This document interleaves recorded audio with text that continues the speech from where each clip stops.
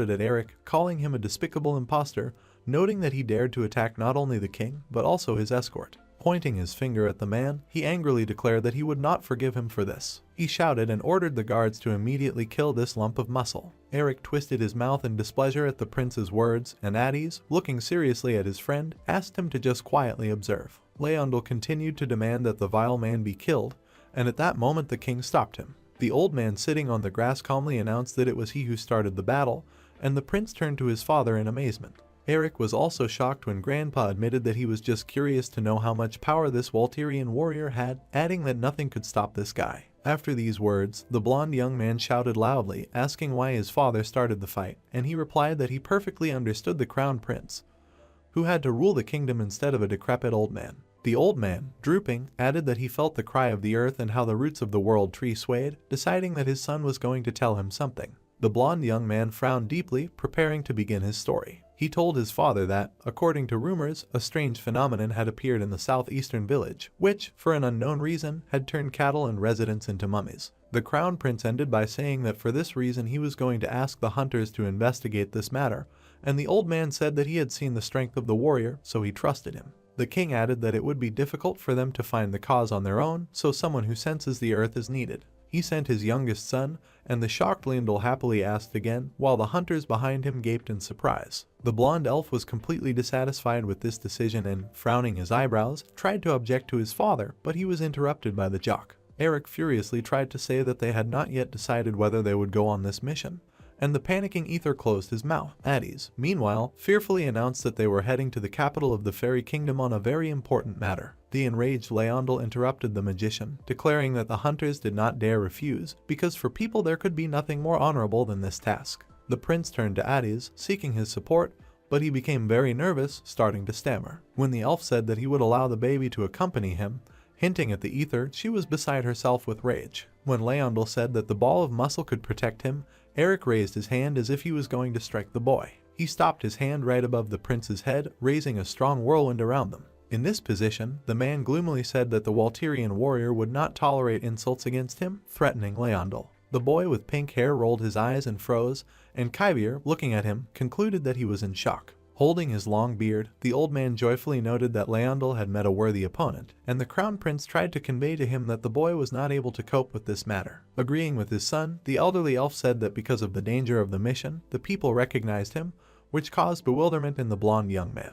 The old king glanced at the hunters who were now arguing with the prince, noting that it was not good to force them so suddenly because they probably already had their own calling. Leaving, accompanied by 2 servants, the old man said that he would listen to the guy's decision tomorrow morning, and the crown prince gloomily replied that he understood. It was night over the castle, and only one window had a light on. Addis, with his hair tied up, gloomily suggested that the 4 heroes were planning something, fearing that they were going to attack the goddess of darkness. Ether seriously exclaimed, "Aren't they using foreigners as slaves?" which was doubtful. The magician massaged Kyvier, who was sitting on a chair while the blonde rubbed her legs, and the relaxed girl said that this is why the help of the hunters is needed. Eric suddenly approached, smiling funny. The next moment, he threw up a chair with Kyvier, shouting what the girl was up to. The angry jock looked at what was happening, declaring that the brunette was not the goddess of darkness, to which Addis and Ether noticed that she was the messenger of the goddess who created the dragon race. Eric shook his head with displeasure, not wanting to agree and noting that he was an earthling, to whom the gods had nothing to do. Eric sat down opposite Kyvier in the lotus position,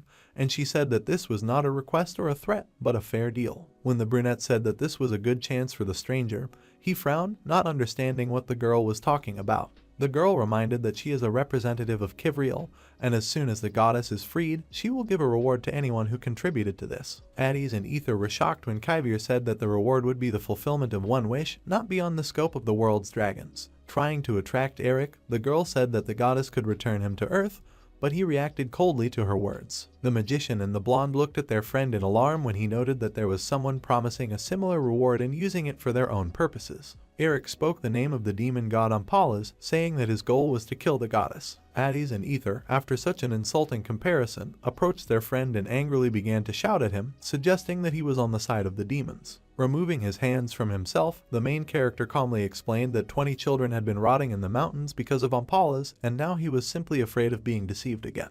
Putting his hand on his shoulder, Eric looked down, remembering that they needed to catch Holian anyway. Kyvier coldly reported that this was not necessary because the goddess Quiriel gave them only one task. The girl listed the names of Garkhan, Zenobia, and Holian, explaining that the hunter's task was to find the king of the sword Barthold, superior in strength to all three. Addis and Ether stood with their mouths open, and Eric thought when the brunette said that the hunters only needed to guard her, after which Barthold himself would destroy all the fallen. The doubtful jock noted that the task seemed too simple for a spa with a reward. Then Kyvier, looking at him, declared that failure in this task was unacceptable. After these words, Eric frowned deeply. Ether and Addis breathed a sigh of relief when Eric agreed to the task, saying that they had the same goal. Kyvier ordered to leave now and began to climb out the window, which shocked the jock. Turning to the brunette, the main character asked who would guard the prince if they left now, adding that, in principle, they could refuse the task of the king of the elves. Kyvier stopped when Eric said that she was accompanying the little elf. The brunette turned and seriously replied that they would refuse the task of the king of the elves, because otherwise it would interfere with the mission of the goddess Quiriel. The jock's eyes widened when he heard these words. The action moves to the morning in the royal hall of the elven castle, flooded with sun. The crown prince bowed to his father sitting on the throne, reporting that the hunters who were in the outbuilding had disappeared. The old man in the crown smiled softly and grabbed his beard, concluding that the heroes were very diligent and, apparently, were in a great hurry. The blonde man and the young man with a satisfied expression said that he would inform Leondel about the cancellation of the task due to the lack of guards for him, to which the old king noted that this was not necessary. Putting a stamp on the document, the old man said that he wanted to send his youngest son to his eastern roots with an expedition, and the shocked crown prince said that he was still just a child. The blonde youth bit his lip when his father said that Leondel must receive the recognition of the people because one day he will lead the kingdom of the elves. The crown prince, bathed in sunlight, said that there will always be people dissatisfied with him. The old king chuckled, noting that protecting a child was not the only purpose of a parent. Leondel ran as fast as he could into the hall when the old man assured that the Fairy Union already knew about the campaign, and Chairman Holian would monitor the situation. Rushing into his father's presence, the little prince joyfully exclaimed that his knights had finished preparing for the military campaign. The crown prince, taken aback by such quick preparations, turned around and looked at his brother in bewilderment. The old king chuckled, noting Leondel's form. Directly behind the prince walked Eric, Kyvier, Ether, and Addis, dressed in red uniforms. Kyvier expressed no emotion. The jock's face was also unnaturally cold. Leaning on a wooden column, Kyvier announced that they would refuse the task of the king of the elves, noting that if they agreed to accept him tomorrow morning, it would prevent them from completing the mission of the goddess Quiriel. The protagonist's face was filled with bewilderment. Kyvier stated that even if they agreed, Leondel Atrances would die anyway. After what was said, the guys froze in one position. Wary, Ryu asked Kyvier to speak more clearly. Turning around, she said that, more precisely, this was what was supposed to happen. An image of a tree appeared in her head, the roots of which were shrouded in powerful mana. Kyvier said that the 6 goddesses are the creators of Ratna, adding that they know about everything, and even that which goes beyond time and space. She noted that even goddesses who can foresee the future act with caution when intervening in Ratna's affairs, advising that they should not violate the free will of beings and the laws of cause and effect. Kyvier's body, wrapped in bandages, shimmered due to the glow of the aura. Kyvier stated that the goddess's prophet does not have the ability to foresee the future, noting that it is for this reason that she has no right to exceed the powers given by the goddess and influence the fate of others in any way. With a serious expression on her face, she said that the problem was that because of her, the prophetess who was created by the goddess, Leondel did not die. Memories that were associated with Atrances surfaced in her head, where he woke up lying on her lap. Opening his eyes, Leondel was shocked. Kyvier reported that at that moment, Atrances remained alive. Surprised, Addis noted that despite this, Kyvier wants to leave the prince and leave. Ether suggested that the future, where the prince dies, remained unchanged. With a worried look, the main character noted that despite his harmfulness, the young prince helped, asking if everything was the other way around now. Turning her head, Kyvier revealed that she was created to free the goddess Quiriel for the sake of Ratna's survival. Looking at the main character, she stated that the future of the entire Ratna and the life of Leondel have different values. After hearing this, Ryu was lost in his thoughts. Remembering the young prince, Kyvier said that death was his destiny. With a smile on his face, Atrances set off, standing at the head of a squad of guys. Walking next to Ryu, Kyvier stated that she and Leondel were not on such a close relationship, asking the reason for such behavior. Wary, the main character, said that he simply didn't like her. Frowning, Ether stated that the lack of logic in Ryu's words was reminiscent of a child. Kyvier strongly doubted the qualities of Ryu's assistant. Indignant, the main character said that she needed to ask those who chose him. Further, he remembered that it was sealed, which is why there was no one to ask, apologizing. Presenting themselves in the main room of the palace before the king of the elves, the guys waited for his further words. The elf king assumed that the guys had heard about what was happening in the eastern village. Holding his beard, he said that their task was to find the cause of this phenomenon. The elf king stated that this happened on the outskirts, noting that if the roots dried up, the whole tree could dry up. Listening to him, Ether's face became filled with confidence. The elf king reported that the infection threatens to spread throughout the territory in the shadow of the world tree. Hades was shocked by what he heard. The prince's father stated that it was for this reason that this did not only concern the kingdom of the elves, adding that the entire fairy union had shown interest in the matter. Looking at the guys, the elf king said that if they solve the problem, then the representatives of the elf union Holian will personally thank them for their feat. With a grin on his face, the main character thought that they would be able to meet Holian if they completed the task. With his hands folded, the elf king declared that Leandal would also be present in this matter, noting that not as a prince, but as the head of the expedition. Putting his hand to his chest, Etrances said that he would not disappoint him. His brother's face was filled with excitement. Smiling, Leandal noted that his father knew his worth, adding that for him all these strange phenomena were trifles. A bull could be seen in the expanse of the meadow. Having put on special equipment, the man began to plow the field. On the cart where the guys were, their loud conversations could be heard. Ether said it was about to explode. Beside herself with indignation, the wyvern said that at this rate they would grow old and die before they arrived, adding that only the prince would be left alive. Indignant, Leandal said that his status was a secret, asking to be called the head. Grinning, Etrances thought that for a little girl like Ether, this seemed like a fun trip, saying that she should be glad that he agreed to take the wheel. Taken aback, Hades asked if the general got tired, who would protect him, asking him to entrust this matter to him. Closing his eyes, Leandal asked if this was true, noting that in his opinion aristocrats were completely different.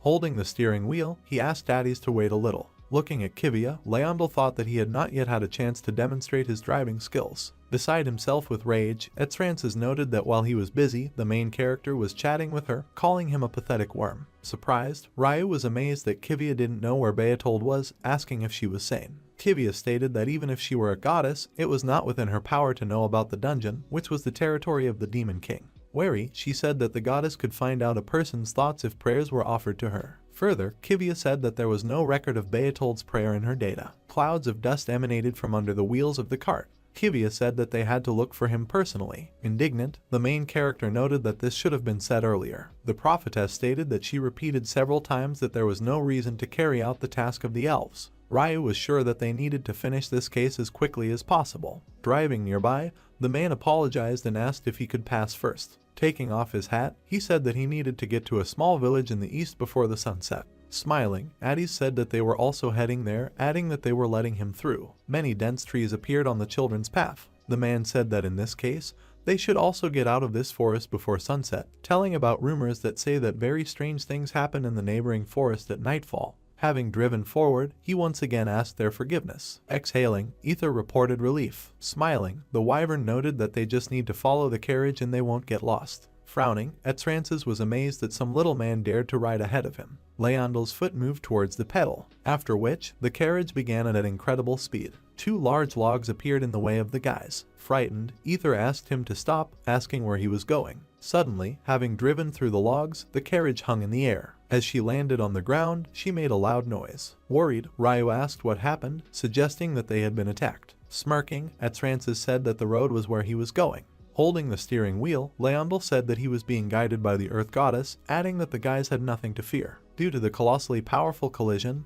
the carriage began to burn. The guy's angry glances were focused on Etrances. Beside himself with rage, Ether tried to call out to him. With a dissatisfied face, Leandal declared that this also happened by the will of the Earth Goddess. Hitting his chest with his fist, he said that he knew a route by which they could go on foot. Calling the guys savages, Etrances ordered them to follow him. Smiling, the main character noted that he could still hear the voice of the prince who died in the fire. Ether believed that this could not be true, suggesting that these were hallucinations. Horrified, Leandal said that he had not walked in the forest for a long time. The night sky slowly became cloudy. Stretching out his hand, Etrances declared that they needed to go in that direction. Indignant, Ether asked him to go slower. Taken aback, Ryu wondered why the prince was so confident in himself. Kivia noted that Etrances was an elf of royal blood. On the way of the guys, a huge tree appeared, which was shrouded in a stream of mysterious aura. The prophetess told him that the royal family of elves had been caring for the roots of the world tree since ancient times, adding that with the help of this ability, once every 20 years they could produce a gift from the world tree. Paying attention to his weapon, The protagonist assumed that the sword in his hands was very valuable, believing that Leondel was too. Interrupting him, Kivia said that the prince was still very young, stating that it was for this reason that he did not have the skill of an elf king. Looking at the joyful Atrances, she noted that he was able to perceive the roots of the tree, which stretched across the ground, adding that, for starters, the blood of royal elves flows in him. Hearing this, the main character was very surprised. Suddenly, with a cry, Leondel asked everyone to come to him. Grinning, Atrances stated that he had found the same cart that was passing by, wondering if he had said that they could trust him. Placing her hand on her side, Ether noted that the prince was more useful than she thought. Indignant, Leondel asked what her words meant, considering that it was very impudent. Smirking, calling out to Kivia, Atrances asked if she saw the huge difference between the muscular savage and him, noting that now they should just ask the owner of the cart to take them to the village. Leaning against the carriage, Kivia declared that this was impossible. Her gaze was directed at the owner of the carriage. The guys discovered that he was dead. Scared to death, Atrances tried to escape. The mysterious voice asked if it was the favorite of the king of the elves, Prince Leondel, noting that despite the fact that he was a late child, the crown prince was probably not at ease. Only tears appeared on the prince's face. The mysterious voice was surprised that a half-brother with a strange background had suddenly appeared from somewhere. Leondel's hand was directed towards a woman who had a hat on her head. A mysterious voice asked if there were such rumors about the prince. The stranger said that Atrances was hidden in the palace, but those who needed it knew it. Leondel's frightened face froze in one position. The stranger believed that it was the king's mistake. A shadow fell on the woman's hat. The mysterious voice was sorry that the prince's mother fled from the palace. In the vastness of the forest, the sound of carriage wheels could be heard. Waking up, Atrances asked if it was. The exhausted man begged for water. From what he saw, Leondel screamed. Turning around, the main character asked if he had woken up, asking him not to faint again. Leaning against the wall of the carriage, frightened Atrances asked what happened. Ryu told him that the prince saw a man and lost consciousness. Looking at Atrances, Kivia said that it was not a corpse yet. Addis said that the man's organs were sucked out, reporting the criticality of the situation and noting that he was still alive. Turning her head, Ether said that they had no choice but to go to the nearest village to cure the man, adding that the problem was that the one who knew the way suddenly fainted. Leondel suggested that they should have waited until he woke up. With a wary look, the protagonist said that the situation did not allow this. Behind the guys there was a crowd of angry monsters. Ryu told him that monsters had appeared on all sides. A worried Ether stated that the monsters were too close. The wyvern further noted that they were wild monsters, wondering why they were chasing them. Taking out a small stone, the main character said that he didn't know this either. After which, with colossal power, Ryu launched it at the monsters. Due to the strong impact, the monsters scattered in different directions. The plot introduced us to a monster called a bloodsucker. The system notified the protagonist that it was a ghost-type dungeon monster that inhabits the bodies of dead monsters and controls them. With a look of disgust, Ryu wondered what it was. Kivia suggested that these same monsters sucked organs from people and turned them into mummies. The main character believed that this was the highest class of monsters that he saw in the haunted house. Turning to Rue, Leondel asked if there were any dungeons nearby from which they could exit. Kivia reported that the cause was unknown. Continuing her escape, she noted that one thing was known for sure: the monsters want to get as much aura as possible. Outraged, Atrances believed that it was all because of Ryu, calling him a savage. Next, he ordered the main character to get out of the cart. Ryu stated that he didn't like them either, noting that Kivia had the aura too. Wary, Kivia said that if they drove like this, they might get into trouble. A chasm appeared on the guy's path. Seeing him, Addis said that there was a cliff there. Turning the steering wheel, group member Rada asked the guys to hold on tight. After which, Ether pointed her blade towards the monsters. A powerful charge of technology enveloped a nearby tree. Due to the powerful force, the ether was thrown aside. With the help of the emerging beam, the guys managed not to fall into the cliff. Suddenly, Atrances hung in the air, not understanding what was happening. Leondel's body fell out of the carriage. Seeing this, the monsters alerted their gaze. After which, the monsters followed the prince. Leondel's face was filled with fear. At the last moment, the main character managed to grab Atrances. Taken aback, Ryu suggested that his hands were beginning to weaken, asking him to name the magic word.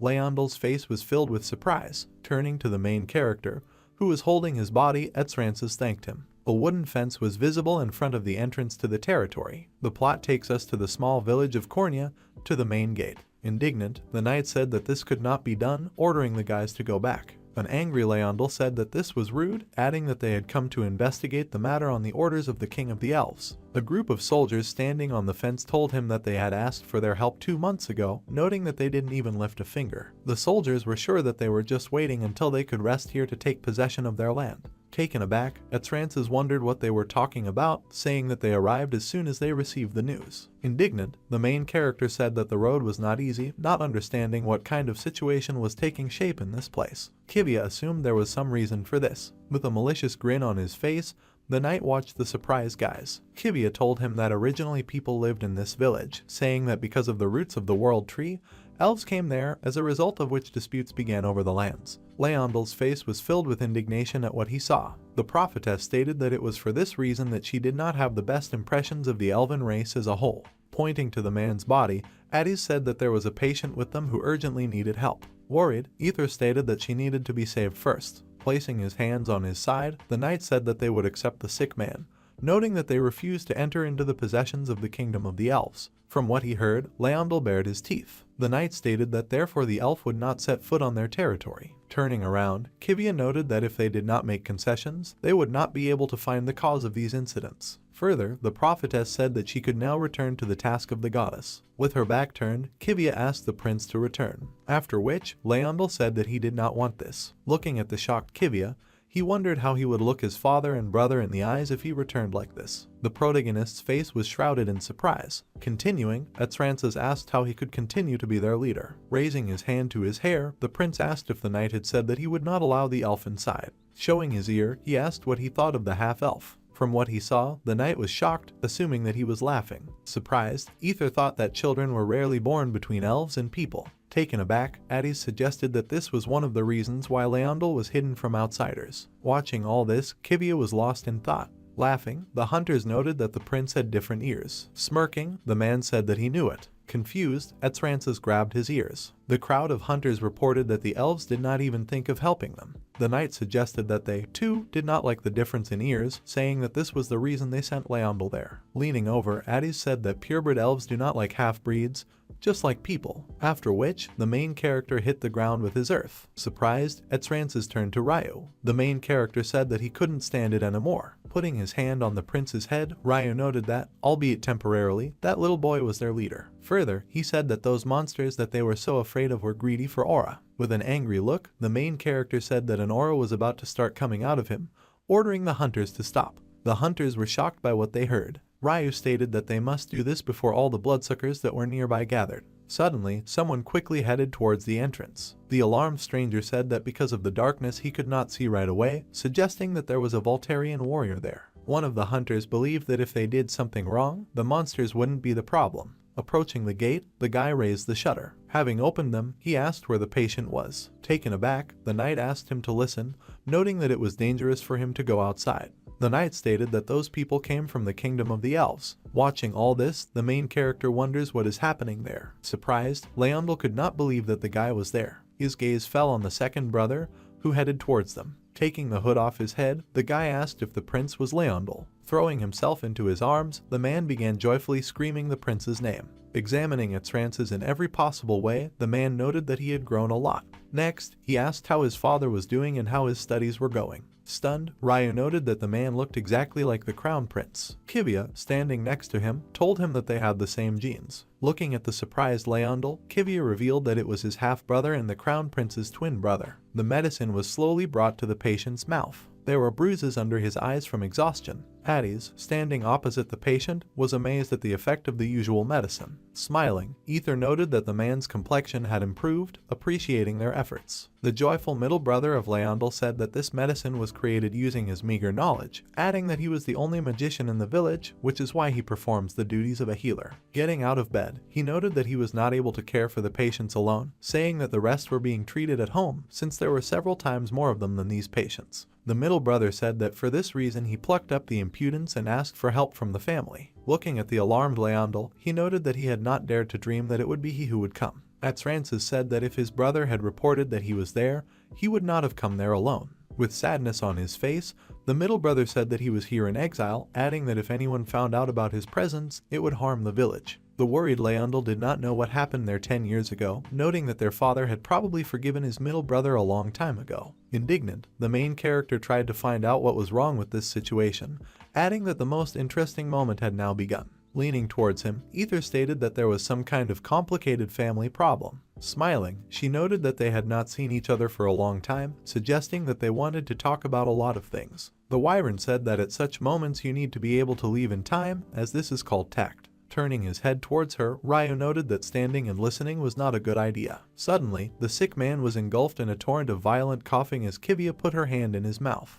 Indignant, the middle brother tried to find out what she was doing with the patient. Taken aback, the protagonist asked what she was trying to do, when suddenly, from the man's mouth, she takes out a small monster. Holding it up to Ryu's face, Kivia asked him to take a closer look. The main character asked what it was. Looking at the small monster, Ryu assumed that it was a bloodsucker larva. Holding the monster in her hands, Kivia said that even those whose organs were sucked out by a bloodsucker can fully recover with normal treatment.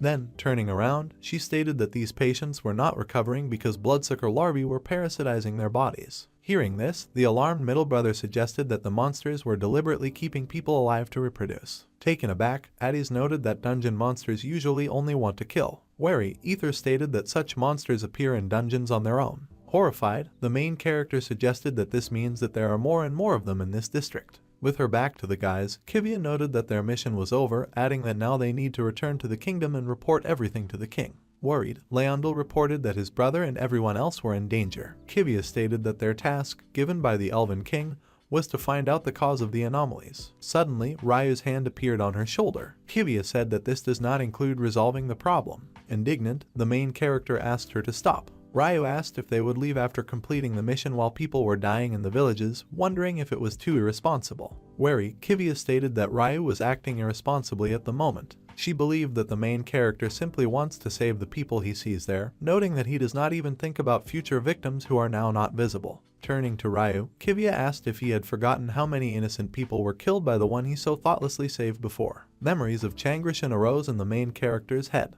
Also in his thoughts, the silhouette of Martin appeared, whose face was shrouded in incredible anger. Looking at the stunned Ryu, Kivia stated that as a result, he could not bear responsibility for San to the end, allowing him to die. Suddenly, the excited middle brother began to wave his hand violently. Putting his finger to his mouth, the middle brother said that there was a hospital here. Clenching his fist, Addis noted that he did not know how knowledgeable Kivia was about this matter. A memory of how an annoyed Ryu was in his room surfaced in the head of group member Rada. Addis reported that the best choice led to the worst result. Taken aback, he asked Kivia not to rush into words, noting the fact that she did not see what the main character had to endure due to the heavy burden of responsibility. From what she heard, Kivia was shocked. Putting his hand to his chin, the middle brother said that night had fallen outside, suggesting that the guys were very tired. He said he would ask residents to prepare a former hotel building for the group. A bright light was visible from the windows of the dilapidated building. The middle brother noted that the guys could decide tomorrow about returning to the kingdoms. Beside herself with rage, Ether wondered what it was, not understanding this impudence. Turning his attention to the angry wyvern, Addis asked her to calm down, adding that he had allowed himself too much. Ether was sure that group member Rada also became angry at that moment. Smirking, Addis stated that Kivia had a task regarding the fate of Ratna, which is why she was in such a hurry. Upset, the group member felt that there was no need for them to carry out the goddess's task and listen to such insults. Looking at the ceiling, Ryu noted that he did not feel insulted, adding that despite this, his mood soured. Raising a finger, the main character said that he felt as if his 4-year-old sister was asking why he didn't have a girlfriend. Taken aback, Addis noted Ryu's specific description. Ether felt like she had hit the bull's eye. At that moment, Leondel was actively moving his ear, trying to eavesdrop on their dialogue. Ether's loud laughter could be heard behind the wall of the room. The wyvern assumed that judging by the fact that Ryu was angry, it was true. Addis stated that the main character was wrong, since one cannot beat a wyvern for what it said. At that moment, closing his eyes, Etzrances tried to fall asleep. Lying next to him, Kivia told him that there were thin walls and everything could be heard. Opening his eyes, Leondel asked what happened. Kivia stated that she was curious about something. Upon hearing this, Etzrances noted that this was unusual. Looking away, Kivia asked if Leondel thought she had angered them, suggesting that it might interfere with their mission. Taken aback, Etzrances noted that he didn't know this for sure, adding that if she did something they didn't like, then that's it. Looking at the prince, Kivia said that she did not think so. Smiling, Leondel assumed that the guys didn't care even when they found out that he was a half-elf. Etzrances thought that the main character was quite a normal guy. Taken aback, Leondel noted that Ryu was still far from him,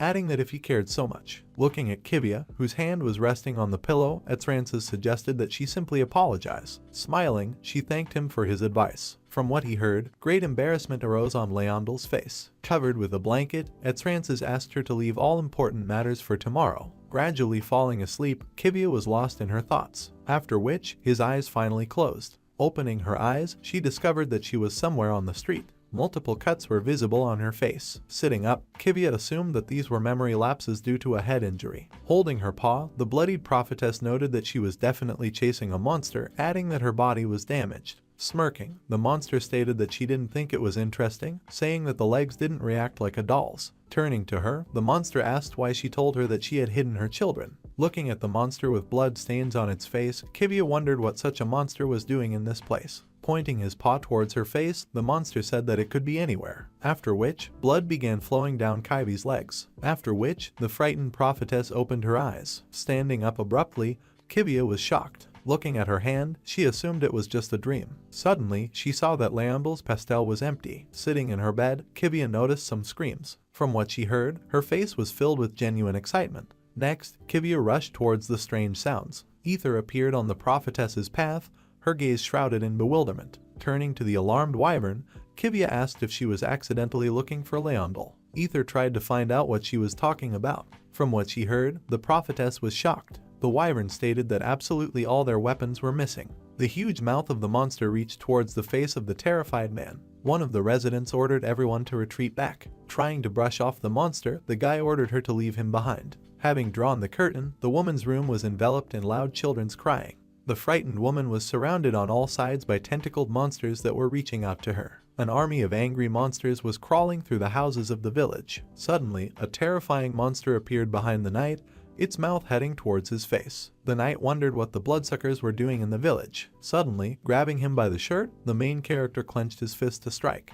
After which, due to its colossal power, the monster's body scattered in different directions. One of the maddened monsters let out a piercing roar. Watching all this, Ryu could not understand what it was. A huge horde of monsters rushed towards him. The main character was amazed that even after being hit, the monsters simply separated. Suddenly, a powerful explosion was heard in the village. Surprised, Ryu assumed that everyone died from the fire. Raising his hands, Addis stated that he had a spatial limitation to use magic without a magic staff. Turning his head in his direction, Ryu stated that something would go wrong in such a narrow place, adding that as long as Addis was using aura, he might accidentally blow up houses. With lightning speed, Kivia arrived in time and struck one of the monsters. Landing on the ground, she noted that the guys need not worry, saying that a sword created from the world tree would absorb most of the aura. Taken aback, the main character wondered whether he should be so happy about this. Looking at the ether monster attacking, Ryu tried to ask her about the situation. The wyvern stated that the monsters entering there from the eastern gate had spread out in all directions. Landing on the ground, Ether noted that there were about 200 monsters, adding that if they start looking for and destroying them one by one, then there will be no end to it.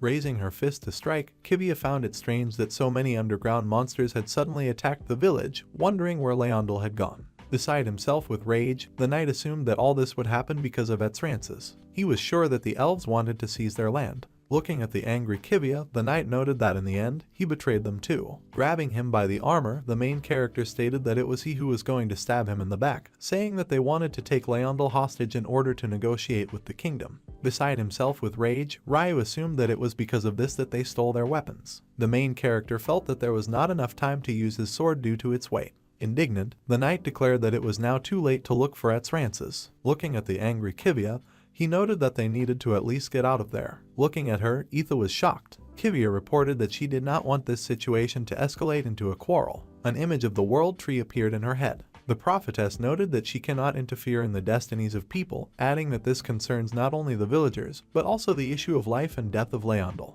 An excited Kivia said that she should not do anything that is not related to the fulfillment of the assigned mission. Having cut the monster behind her back, the main character tried to find out what she was driving at. Looking at the dumbfounded prophetess, he asked if she wanted to say that Leondel's death had nothing to do with her mission, noting that she was mistaken. Smirking, Ryu stated that if Atrances died, he would no longer help. Looking at the shocked Kivia, the protagonist revealed that it was for this reason that she needed to go and find Leondel in order to complete her mission. After the words of the main character, Kivia's leg was covered with streams of powerful aura. Pushing off from the ground, the prophetess went in search of its rances. Looking at Kivia walking off into the distance, Ryu noted that she wasn't as cold as they thought. Placing his sword on his shoulder, the main character said that he was sorry, that there must be some reason for this. Having formed a fiery sphere in his hands, Addis stated that they needed to quickly figure it out and also go in search of Leondel. Turning his back, the main character asked how much more Addis's magic would last. Group member Rada reported that there were about 5 small ones and 1 large one. Having borrowed his weapon from the knight, Ether noted that if he did not need it, then she would take this time. The stunned knight tried to find out what the guys were going to do, adding that even if they started killing the monsters one by one, they were already everywhere. Taking a fighting stance, the main character stated that they were not going to kill the monsters one by one. Having thrust the sword into the ground, Ryu filled it with streams of unimaginably powerful aura. Suddenly, in the center of the village, a huge red beam rose in the sky. Holding his sword with both hands, the protagonist declared that the monsters needed to be gathered together. Suddenly, the place where the guys were gradually began to fill with an army of monsters. In the hands of the unknown man, the body of Leondel, who was unconscious, was visible. Standing opposite a tree, a woman dressed in a red dress froze in one position. Landing on the ground, Kivia ordered her to stop, asking what she was going to do with its rances. With a malicious grin on her face, the woman noted that the rescuers arrived faster than she thought. Seeing her, the prophetess was shocked. Turning around, the woman asked why Kivia was staring at her like that, as if they had already met somewhere. Leondel lay unconscious in his arms, his pink hair hanging from his head. A dark-skinned woman in a red robe, wearing a cap with eyes and a blindfold, holding the prince, asked Kaiwir why she looked as if they had already met. The brunette continued to look at the criminal anxiously, recognizing her as the woman from her nightmare. She pulled her hand forward, opening a scarlet spatial portal that shone brightly in the darkness. In one motion, the girl took out and tested a pole weapon, preparing for an attack, and replied that they did not know each other. Looking at the thief with contempt, surrounded by a scattering of stars, she noted that she does not know a monster who does not kill, but steals people. The woman with bandages over her eyes said that she thought she had pretended to be similar enough, adding that sometimes a cold assessment was needed and she needed to ask an ordinary person. Kaiwir continued to cast a contemptuous glance at her opponent, frowning her black eyebrows. Looking at the stolen Prince Leondel, the thief wondered how people who have children feel and how valuable a child is to them. She grabbed the face of the defenseless unconscious elf with her red claws, noting that if she had a child, it would be hers expensive. With a malicious smile, the criminal asked Kaiwir what facial expression she needed to make to look human if the child died, wanting to look at the brunette after killing Leondel. Kaiwir did not fall for the provocation, intently following the movements of her opponent with a stone face. The red lips of the dark-skinned woman broke into a smile even more while waiting for an answer to the questions. She carefully laid the unconscious prince on the lawn, deciding that we would find out later. Rising sharply and pointing her head towards Kaiwir, the thief said that they would not be much different. Kaiwir, full of calm, flew at full speed towards her opponent, raising her glaive to attack, and the woman, in turn, stuck out her hand with her clawed fingers spread out. Meanwhile, on the streets of the village, Eric, using his energy, fought with the bloodsuckers with a concentrated look. He held his massive wooden sword in his hands and struck powerful blows at the monsters with it, shrouded in an aura. Addis stood behind him, fighting with fiery energy, and worriedly asked whether his friend controlled his aura. Eric fought with his scarlet aura and a wooden blade, the magician used the fiery power of the dragon, and Ether used a sword that generated blue power in the form of lightning bolts. While Addis and the Musliman remained in place, the blonde flew into the air, announcing that she had collected almost all the bloodsuckers. 3 types of strong energy stood up to the hordes of bloodsuckers growing and growing in their numbers. Powerful blue lightning, a crimson stream, and flames rose above the circle of monsters, and the village soldiers watched from the roof as the heroes collected monsters from all over the village.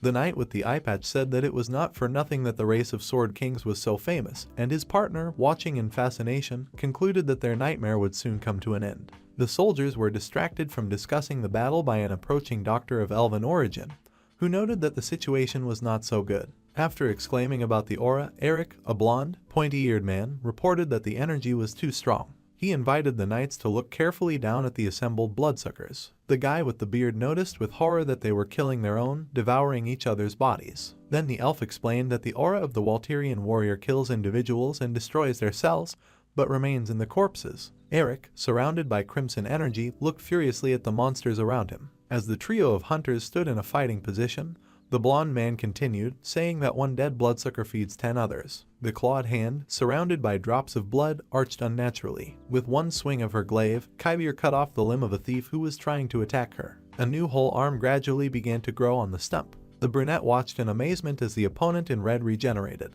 Now, instead of a hand, the woman had a huge paw with which she furiously tried to grab Kyvier, but she managed to jump to the side. The blindfolded thief smiled at the girl, suggesting that she did not specifically use the aura so that she would not be able to absorb it. Kyvier, with threads of energy from her eyes and a concentration of aura in her palms, raised her weapon to attack. Noting her opponent's high intelligence and ability to regenerate and realizing that it was she who brought the bloodsuckers to the village, the girl, surrounded by a scarlet aura, flew past the lady in red, inflicting a deep cut on her waist. She turned around, giving her opponent an astonished look. The thief, grabbing Kyvier's weapon with all her might with her huge paw, asked indignantly if she had intruded. The woman smiled madly, suggested that perhaps travelers came to her village without asking, and also noted that the aura absorbed by her was not bad. Holding the shaft of the glaive with both hands, the girl concluded that the more the opponent succumbs to the attacks of the aura, the stronger she becomes, and meanwhile her arms were wrapped in black stripes. The ribbons completely covered Kyvier's arms, adding muscle strength to her. The brunette pushed the woman in red with all her strength,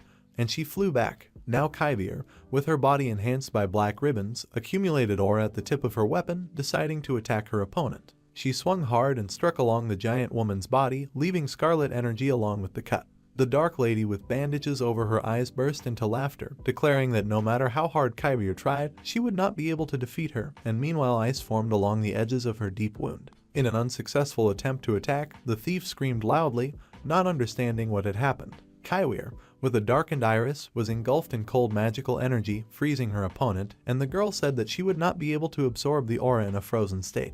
The dark-skinned woman, covered in ice, noticed the freezing artifact in the girl's hands and shouted for her to wait, and meanwhile, crimson energy was oozing from under the black ribbons on Kyvier's skin. At the battle site, a powerful stream of bright aura suddenly rose up, contrasting with the dark night sky. Ice particles flew into the air due to the rising shock wave. Black magical ribbons began to fall from Kyvier's hands, revealing snow-white skin surrounded by a scarlet-pink aura. Towering over her defeated opponent frozen in the ice, the brunette regretted not asking how she managed to escape from the dungeon, her skin now almost completely exposed under the disappearing ribbons. Having created a portal and returned the weapon to it, Kyvier glanced at Leandel lying on the lawn in a fetal position, beginning to awaken. Opening his big eyes, the elf looked up, not understanding how he ended up in this place. Confused, he asked Kyvier, who was standing calmly nearby, why he was sleeping on the floor. The girl smiled softly, telling Leandel that it was time to go back, while something red flew at her head at high speed. In a matter of seconds, the red, fast creature knocked down Kyvier, throwing her far away and leaving a dusty trail that the prince watched from the side.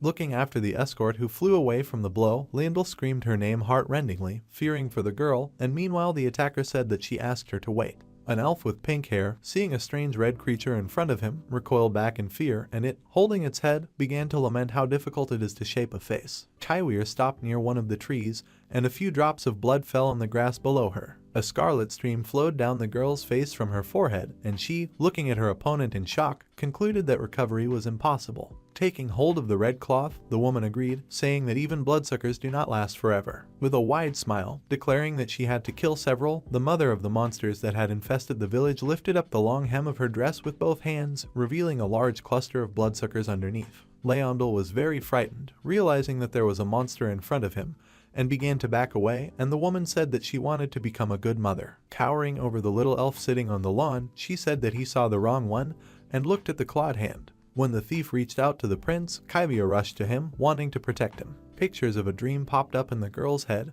when in reality the woman was already reaching out to the brunette, but in the end it was concluded that this dream was Providence. Splashes of blood flew against the background of the night sky. Kyvier, her face bloodied, opened her mouth wide and widened her eyes, in a state of shock. The woman looked at her with a malicious grin, remembering that there was some strong man. Eric, who suddenly appeared, came close to the attacker, covering Kyvier with his muscular body, and the lady in red concluded that the hunk was her type. He took the dark, clawed hand of the mother of bloodsuckers and squeezed her hand tightly, tensing his muscles so that veins appeared on them. Having torn off the monster's limb, Eric apologetically said that he had enough strange women in his life. Events are moved back a little in time, to the time of the struggle of a trio of hunters on the streets of the village with bloodsuckers, which had greatly increased in size from absorbing the aura. The main character, surrounded by scarlet energy, looked at the monsters with a frown, realizing that their level had risen and his attacks were having the opposite effect. Ether, with small abrasions on her face, raised her sword and stated with a smile that she would take care of the small ones, but her 38th level would not have much effect on the large ones. Addis called out to his partner, who had taken an attacking position, and she looked at him in bewilderment.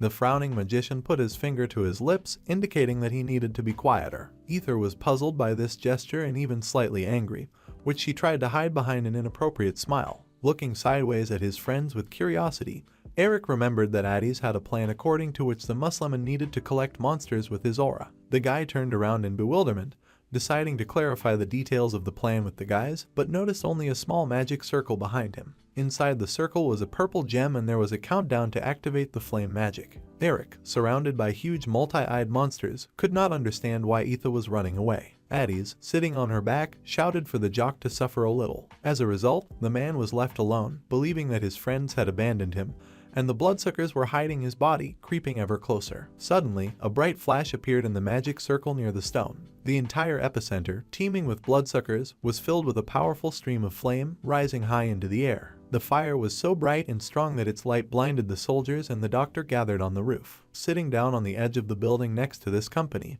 Addis and Ether watched with pleasure the rising flames, while a man with a beard shouted indignantly that their colleague was now burning there. The flames grew, reaching the houses, and Ether reported that it looked a little dangerous, to which Addis replied that only with increasing levels can powerful area magic be achieved. He also noted that it would be a little hot for Eric, until the unharmed jock emerged from the fire with a wooden sword in his hands. The man's stupid face expressed indignation. He started shouting at his approaching friends that they could have warned him, and Addis apologized and explained that he changed the plan on the fly and there was no time left for a warning, while Ether laughed at the smoking head of the jock. While the trio were engaged in a verbal spat, the knights and the doctor on the roof noticed that there was no trace of the bloodsuckers left, wondering how the Walterian's skin survived the fire. The blonde elf looked suspiciously at the pumped-up man through the lenses of his glasses, recognizing him as someone. After that, in the other direction, where there was a huge dry tree, a red flash appeared, which all the villagers who had gathered on the roof looked at. The two knights froze in amazement. They hesitantly discussed whether it was dangerous in the place where such a large amount of aura accumulated, while the healer moved away from them. Addis asked Eric in bewilderment if he really felt the aura, and Ether, looking over the magician's shoulder, suggested that something had happened to Miss Kaiwir. Looking with alarm towards the accumulation of scarlet energy, the main character concluded that something could have happened to the baby. He quickly walked into the huge tree as he decided to check if everything was okay with Leondal. Asking his friends to sort out the village itself, Eric rushed to the rescue like a bullet, raising a cloud of dust. Turning to Ether, Addis calmly said that the prince should be fine, asking the girl to check if there were any monsters left. While Addis was walking measuredly, voices were heard behind his partners. A crowd of red-eyed knights, mixed with local residents, ran past them, each holding a torch in their hands. Ether noticed the strange state of people rushing by, with which the magician agreed. Suddenly, the pupils in the green and red eyes of the hunters turned white. The girl and guy followed the crowd, muttering about the danger. The world created by the goddess is like an accurate clock, and while it is continuously running, what is supposed to happen happens and does not go beyond the script. But even if reality is out of bounds, the problem is not the prediction. The reality changed, and the situation now involved Eric, who came to the defense of Leondal and Kaiwir. The brunette clutched her head in confusion, trying, after the predictions she had received, to understand why a future appeared that shouldn't exist, and the Muslim asked if she was okay. The main character asked if Kaiwir was completely out of action after hitting her head, and she replied that, although not as strong as him, she was created in the image of a Walterian woman. The girl, standing with the guy in a clearing against the backdrop of the starry sky, asked Eric, who was reaching for the weapon behind his back, to focus on the enemy in front of him. Looking at the woman coldly, Kaiwir said that after the battle with her recovery power fell, but because of the aura, the mother of the bloodsuckers was not affected by cleaving attacks. The girl also said that after absorbing the aura, the woman in the red dress only becomes stronger. From afar, a crowd of villagers with torches could be seen walking straight towards the monster, which initially only wanted the elf boy. The woman changed her mind, deciding that she would allow the hunters to live in the village, extending her hand to Eric with a smile. Suddenly, the mother of the bloodsuckers began to shake from the aura that overwhelmed her. At this moment, the main character, using his massive blade, slammed the woman, leaving a bloody kick. Splashes of blood and remnants of aura scattered in different directions from the sword, covering the grass. Local residents stopped and watched this picture in horror. Little Prince Leondal was also shocked to see a bloody mess on the lawn next to him. The powerful blow struck even Kyvier, changing her always stony expression to one of extreme shock. Standing behind Eric, who was clutching his chest, the brunette said that she knew about the guy's strength, but could not even imagine that he would crush his opponent due to the pressure of the aura. Looking at Eric, who opened the user manual, Kyvier concluded that the strength of this alien was beyond reason. The main character looked at the yellow screen with disappointment, thinking that he had defeated a boss-level monster. Watching the windows with information pop up one after another, the guy came to the conclusion that these were all just united bloodsuckers. At that moment, a strong cry from a knight with a beard was heard. A crowd of local residents rushed to Eric, not believing that he could kill their mistress. Surrounding the jock, sad and angry people began to accuse him of killing a woman who was innocent and treated them like a mother. The main character shouted with displeasure, asking if they saw what happened, because the woman turned out to be a bloodsucker, and Kyvier cast a bewildered glance at the crowd. Remembering the words of the mother of monsters, the brunette suddenly realized the terrible truth. Looking around at the zombie-like people, she concluded that this entire village was already infected. Eric could not believe what was happening, and Kyvier tried hard to convince him, saying that parasites had infected the village long before the hunters arrived here. The bloodsucker crawling out of the knight's mouth confirmed the guess. The monsters protruding from the mouth of each inhabitant carried one of the parts of their mother, and she said that the gathered people settled in abandoned lands, afraid of wild monsters. The woman said that she was only protecting them, and in return they gave her a place where you can live. Reincarnated, the lady in red placed her hand on the shoulder of the frightened elf Leondel, declaring that this is called symbiosis. She also noted that the villagers naturally had to pay for accepting strangers. Throwing a contemptuous look at the mother of the parasites, Kyvier concluded that manipulating other people's lives is not symbiosis, but slavery. Then the woman answered with a smile that people are happy and do not suspect this slavery, which is quite enough for them. At this moment, Prince Leondel interrupted the conversation, shrilly shouting to the Walterian to take Kyvier and run. Eric and the brunette, surrounded by a crowd of zombified residents, stood in fighting poses when the boy asked to tell his father about everything. Covering the little elf's mouth with her hands, the woman said that she wanted to live peacefully in the village, adding that the travelers had killed too many of her children. The infected Addies and Ether now stood near her, and the lady concluded that everything had been resolved just fine. Kyvier's eyes widened when she realized that blood was the carrier of infection. Through the woman's hand, Leondel desperately tried to pronounce the name of his companion, worried about her. The little elf reached out with his hand to the girl, whom Eric began to attack, throwing her to the crowd of infected, and his eyes began to close. Suddenly he opened his eyes, shouting the name Kyvier. Now he was on a bed in a bright room with a large window, behind which tree branches could be seen. He looked outside in bewilderment as the sunlight fell on his bed. A dark palm turned the golden door handle to enter the room. Suddenly the white door swung open, and a lady in red with a blindfold appeared in the passage, who happily noticed that the boy had woken up. Seeing the woman, Leondel retreated back in horror, shouting that she was a monster. The woman answered with a smile that she was not a monster, but his mother, and a large hand fell on her shoulder. After this, the prince was completely taken aback, widening his eyes and opening his mouth wide. A jock with a mustache and a monocle, dressed like a nobleman, appeared behind him and asked Leondel to choose expressions until his dad punished him, and the elf with horror recognized him as a Walterian. In the middle of the forest, a corpse covered in roots was attached to one of the trees. A flash of red appeared in the darkness, taking the form of a shining star. In a gloomy forest there grew a tree on which fruits hung scattered in the form of precious red stones, beckoning with their radiance. The pink-haired prince was bound by strong roots, unable to move. From the very top of an overturned tree, a dark silhouette tore the brightest of all stones. The figure of a lady in a dress carefully held the extracted fruit, and behind her a scarlet portal opened. The hand, surrounded by the remnants of the aura, tightly clutched the sheet. Kyvier opened her eyes in panic after having yet another nightmare, and her body began to tremble. She stood up in bed and covered her mouth with her hand, suffering from a violent coughing fit. Clearing her throat, the girl removed her hand, keeping her mouth wide open. Kyvier examined her palm with caution. The girl coughed up a small bloodsucker larva onto her hand, which crawled and chuckled. Having examined the room in which she was located, the brunette concluded that this was a local hospital. Glancing at the man lying on the next bed, Kyvier recognized him as a knight who had vomited a bloodsucker larva during the battle. Rising up in bed, the girl came to the conclusion that the entire hospital was full of patients who were infected with parasites. The man who came in unexpectedly dropped the tray on which he was carrying food for the girl. A blonde doctor stood in the room, looking in shock at the girl who had woken up. He was amazed at how she managed to remain conscious after being infected, causing his eyes to bulge and his mouth to gape. The bedspread suddenly rose into the air. An enraged Kyvier flew towards the elven doctor, grabbing him by the throat and pushing him against the wall. The jolt was so strong that the man's glasses flew off, landing on the wooden floor. crushing the parasite with one hand and pinning the elf to the wall with the other. Kyvier, enveloped in a scarlet glow, concluded that she could not contain her aura even after being infected, and asked how the doctor knew that she was okay. When she accused the blonde young man of collaborating with the monster, tears flowed from his eyes in a stream, falling onto the girl's hand.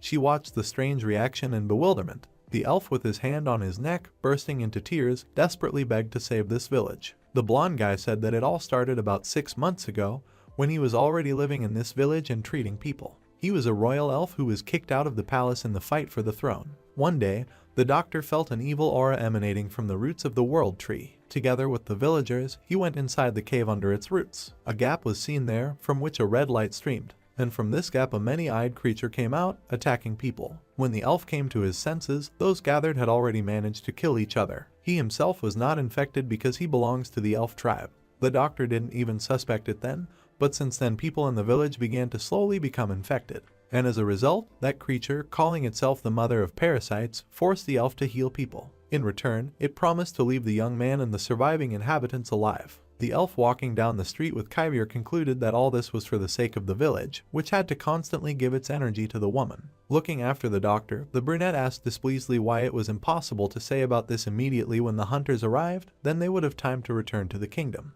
Overtaking the girl, the elf said that last time he told the truth to those people, but they were already infected outside the village. Suddenly the blonde youth stopped and shouted in despair that this was all a test by the lady in red to see if he would turn out to be a traitor. The elf said that all the monsters were also infected with bloodsuckers, so there was no point in telling the truth to people who were not themselves due to distorted memories. Therefore, when the doctor first saw the travelers, hope appeared in him and he allowed them to enter. Closing his eyes, the elf, who had not seen normal people for a long time, apologized, to which Kyvier remained silent. Her thoughts were now occupied with the story of the crack from another dimension and the monster coming out of it, realizing that the main part coincided with her visions. She sharply remembered the terrible vision of Leondel, who was tightly bound by roots. In a panic, she clarified what happened to the little prince and the others. Hearing such a question, the elf turned and, frowning, tried to explain. There was an estate under a giant tree. The woman in the bandage happily opened her mouth, presenting her beloved with a meatball stabbed on a fork. Sitting next to him, the mustachioed Eric with a monocle obediently opened his mouth, and a blush appeared on his cheeks. Laughing playfully, the lady asked whether the man liked the dish, and he answered charmingly that she was a great cook.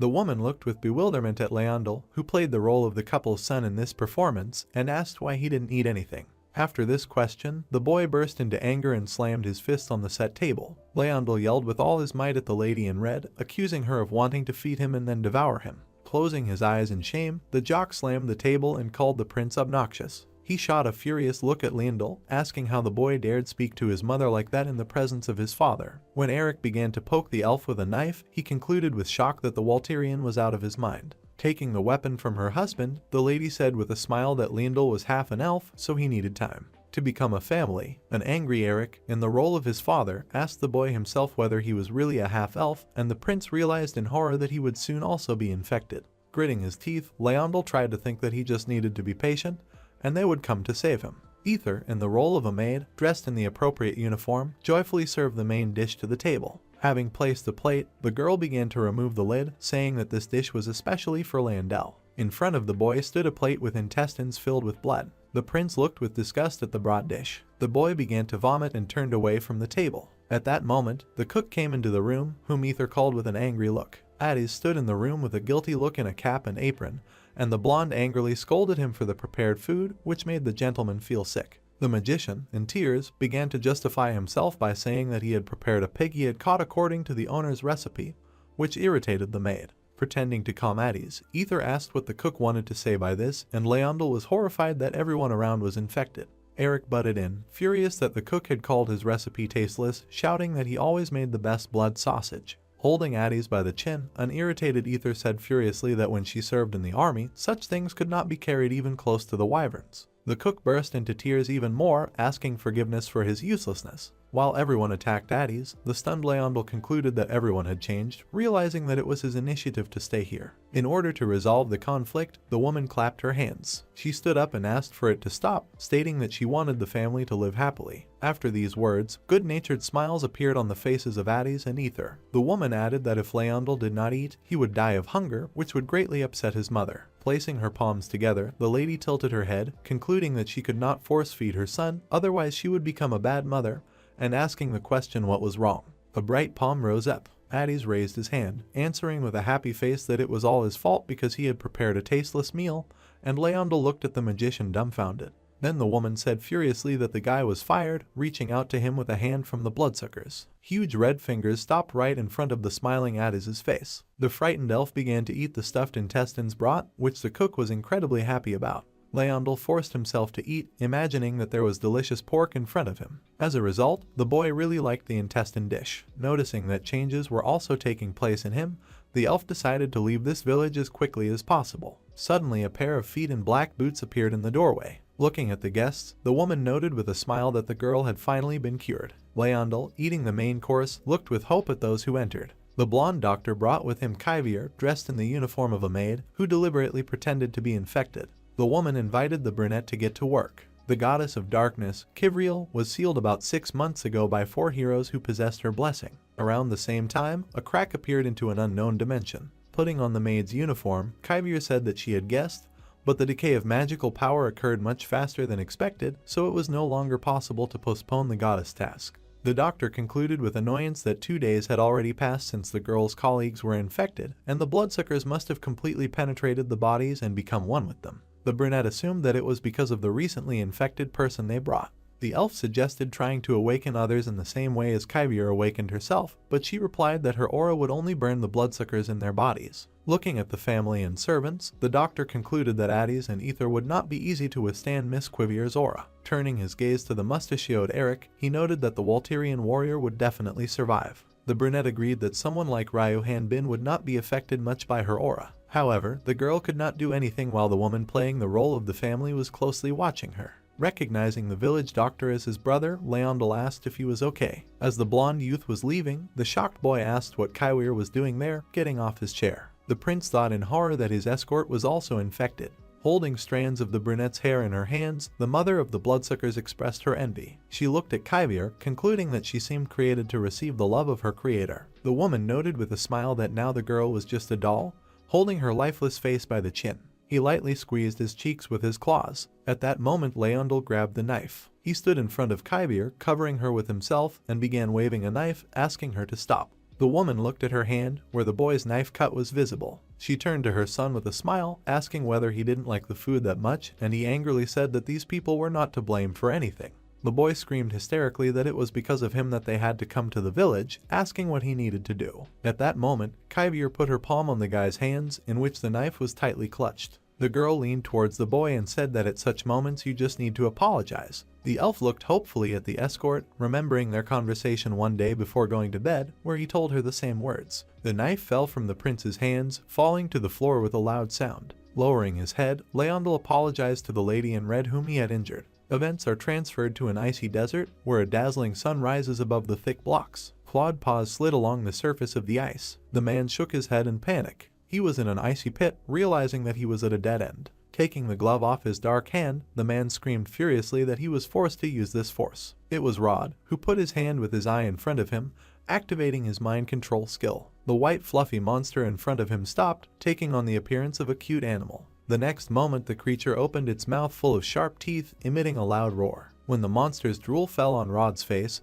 he concluded that it would be better to remain imprisoned in the order. Suddenly, an iron hand appeared above his head and caught on the ice, which scared the man. The beginning of the mechanism, from where the rope was unwound, was attached to the base of the lost hand. A man in a burgundy robe, armed with a saber, flew in the air, approaching Rod, who was trapped by the monster. Flying over the white creature, the man struck it with his blade. A savior, who was Chanrishin, appeared in front of the man, informing him that the local monsters have a level higher than Rod, so his skill does not affect them. The man with silver hair said that the stranger was lucky, thanking him for saving him. The monster stood up again, emitting a loud roar, and long gums with claws extended from its mouth, after which Chanrishin concluded that his level was low. Rod screamed furiously, deciding to climb up with the help of a mechanical arm, but the guy awkwardly replied that it was stuck. The man was screaming, trying to help Chanrishin free so they could go upstairs together and escape the monster. Suddenly, a turquoise glow of prana appeared next to them, rising upward. Seeing the man appear, the panicking Rod concluded that they were alive, and Chanrishin joyfully reported that they were his debtors. In front of them stood the Inquisitor of the Dark Brotherhood, Sir Leonhardt, who easily defeated the monster. The blonde said with contempt that he had not pulled the guy and the man out of here to save him. Leonhardt went ahead, and Chanrishin shouted in the back that he would faithfully serve the savior, and Rod, exhaling steam, looked dissatisfied. Three men walked along the icy gorge, discussing the purpose of their arrival in such a cold and remote place. Chanrishin enthusiastically said that the hunters had arrived to raid bad monsters, and Leonhardt annoyedly clarified that he asked why, and then the guy asked if it wasn't because monsters attack people. Rod looked with disappointment at the stranger, unable to distinguish an underground monster from a normal one, explaining that they were attacked by a natural Ratnian monster for invading its territory. Frowning, Leonhardt said that such monsters originally lived in the territory of Ratna, and the dungeon monsters were created by the demon god Ampalas, and they cannot eat anything that belongs to Ratna. That is why they do not even go beyond the dungeons, which means they almost never harm ordinary people, and the perplexed Chanrishin asked why the hunters go down into the dungeons, and the blonde only said temptation. For completing the dungeon, hunters can receive powerful items and glory, and this forces a huge number of Ratnians to voluntarily go to their deaths. This is the first stage of the capture of Ratn by the demon god. Chanrishin came to the conclusion that this was why Ampalas placed items in the very core of the dungeon. Leonhardt clarified with the alien how his user manual sees this thing, pointing to the spatial gap. The yellow screen brought information in which the crack was called unstable and leading to another dimension, as well as a strange phrase. Chanrishin and Rod were at a loss after such an unusual text and began to analyze it. Leonhardt reported that such a crack simultaneously appeared in different areas of Ratna, and already 100 cases of the appearance of an anomaly had been reported to the Order. Thoughtful, the Inquisitor added that if it could be seen using the landmark created by Ampalas, then it was connected to the demon god. At that time, the clueless Chanrishin was trying to get his head into the crack, and Rod was pulling him back. Looking inside, the curious guy was amazed. Before him opened a view of the night forest, in the middle of which a huge tree rose against the backdrop of stars. In a forest clearing, a guy was hiding behind a cart. Holding a phone powered by the energy of a purple crystal in his hands, he asked for something. The dark man, looking around in panic, put the phone to his ear, intending to say something. Picking up the phone, the interlocutor said that the man was late with his report. The blonde crown prince screamed into the phone in shock after hearing the bad news about Leandal's little brother. The man at the cart reported that the prince had been captured and that a monster was ruling the village. He turned around in panic before he could continue. At that moment, a piercing scream was heard over the forest, and scarlet blood rose into the sky. The crown prince shouted into the phone, trying to find out what happened, but there was no more answer. Sitting at the round table, the heir decided that it was necessary to solve the problem on the territory of the Elven Kingdom on his own. There was a cup of tea on the table. Opposite the blonde youth sat one of the 4 legendary heroes, the astonished Kolian, who had betrayed the goddess Kivriel. The elf in the crown, frowning, said sternly that even a representative of the Fairy Union cannot interfere in the affairs of the Elf Kingdom without discussing it with the Union itself. When the young man asked whether Mrs. Hallion had any thoughts of interfering in domestic politics, she put her hand to her chest and immediately denied it, while Richard called the woman in a whisper. A man with 2 longitudinal scars on his face covered his mouth with his hand and whispered that he had no time to get permission on every issue, but Hallion immediately stopped him when he started talking about Archmage Zenobia. The woman with half-closed eyelids said that it was disrespectful to harden without warning, and that she could no longer cause inconvenience to the elves. Suddenly, a short old man in a crown with a long beard, leaning on a cane in the form of a small wooden sword, greeted Hallion with a smile, whom they had not seen for 15 years, and the woman stood up as a sign of respect. Richard helped the woman back into her chair while she apologized to the Elven King for visiting so late, and the old man replied that there must have been a good reason for it. The old man winked with a good-natured, malicious smile and noticed that Hallion was not here now as a representative of the Fairy Union because she had come without envoys. The prince tensed when he heard the king add that the woman was here now as one of the 4 heroes. Richard glared at the old man from under his brows with malice in his eyes when he suggested that the woman here, like Hallion, was superior to death. Hallion stood up and, with her hands folded and her head bowed as if guiltily, could not tell all the details, but she confirmed the words of the Elf King, and he marveled at how the villagers rejected the elves and demanded self-government. The old man said with warmth in his voice that they were still citizens of the Fairy Union, and asked Hallion to be careful not to harm them. The prince, hearing such words, indignantly turned to his father and called out to him. The elf king ignored his son's indignation and told Holian that she could leave when morning came, and the woman, with a wide, joyful smile and wide-open white eyes, sincerely thanked the old man. Richard and Holian walked along the bright corridor, talking about how the Elven Kingdom is a small country, and compared to other large countries, the population and national power of the Fairy Union is less than half, although diplomatically he is higher thanks to Holian's superiority in depth. When the Elven Prince told his father that he was also going to go with Mrs. Holian tomorrow morning, the old man became thoughtful. The king opened his bright green eyes and calmly said that the Elven nobles were just waiting for the royal power to weaken, and the king should not take off so easily. Suddenly, the prince loudly slammed his palm on the table, causing widespread mind control. The young man, resting his fist on the table and leaning over, said that given the position of the eldest son of the Elven royal family, it would be right to go with Holian because the prince had the power to control the roots of the world tree. The king, resting his hands on his cane, asked Leondel if she was angry with her father for sending someone to this dangerous place. The prince, turning around a little, quietly replied that he simply did not want to end up in hell a second time. A small boy with pink hair sat in a prison cell close to the brick wall. Holding the metal spoon tightly in his palm, he pressed it into the cracks between the bricks, trying to pull it out. One of the heavy bricks fell from the wall at the elf's feet. Leondel, violet eyes shining with hope, looked into the hole that had appeared in the wall. The boy, seeing the roots of the world tree on the opposite side, realized that with this spoon in his hands he could not even make a scratch. The boy was indignant at how strangely this house was built, but he did not lose heart and was sure that he would get out of here by any means and contact the kingdom of the elves.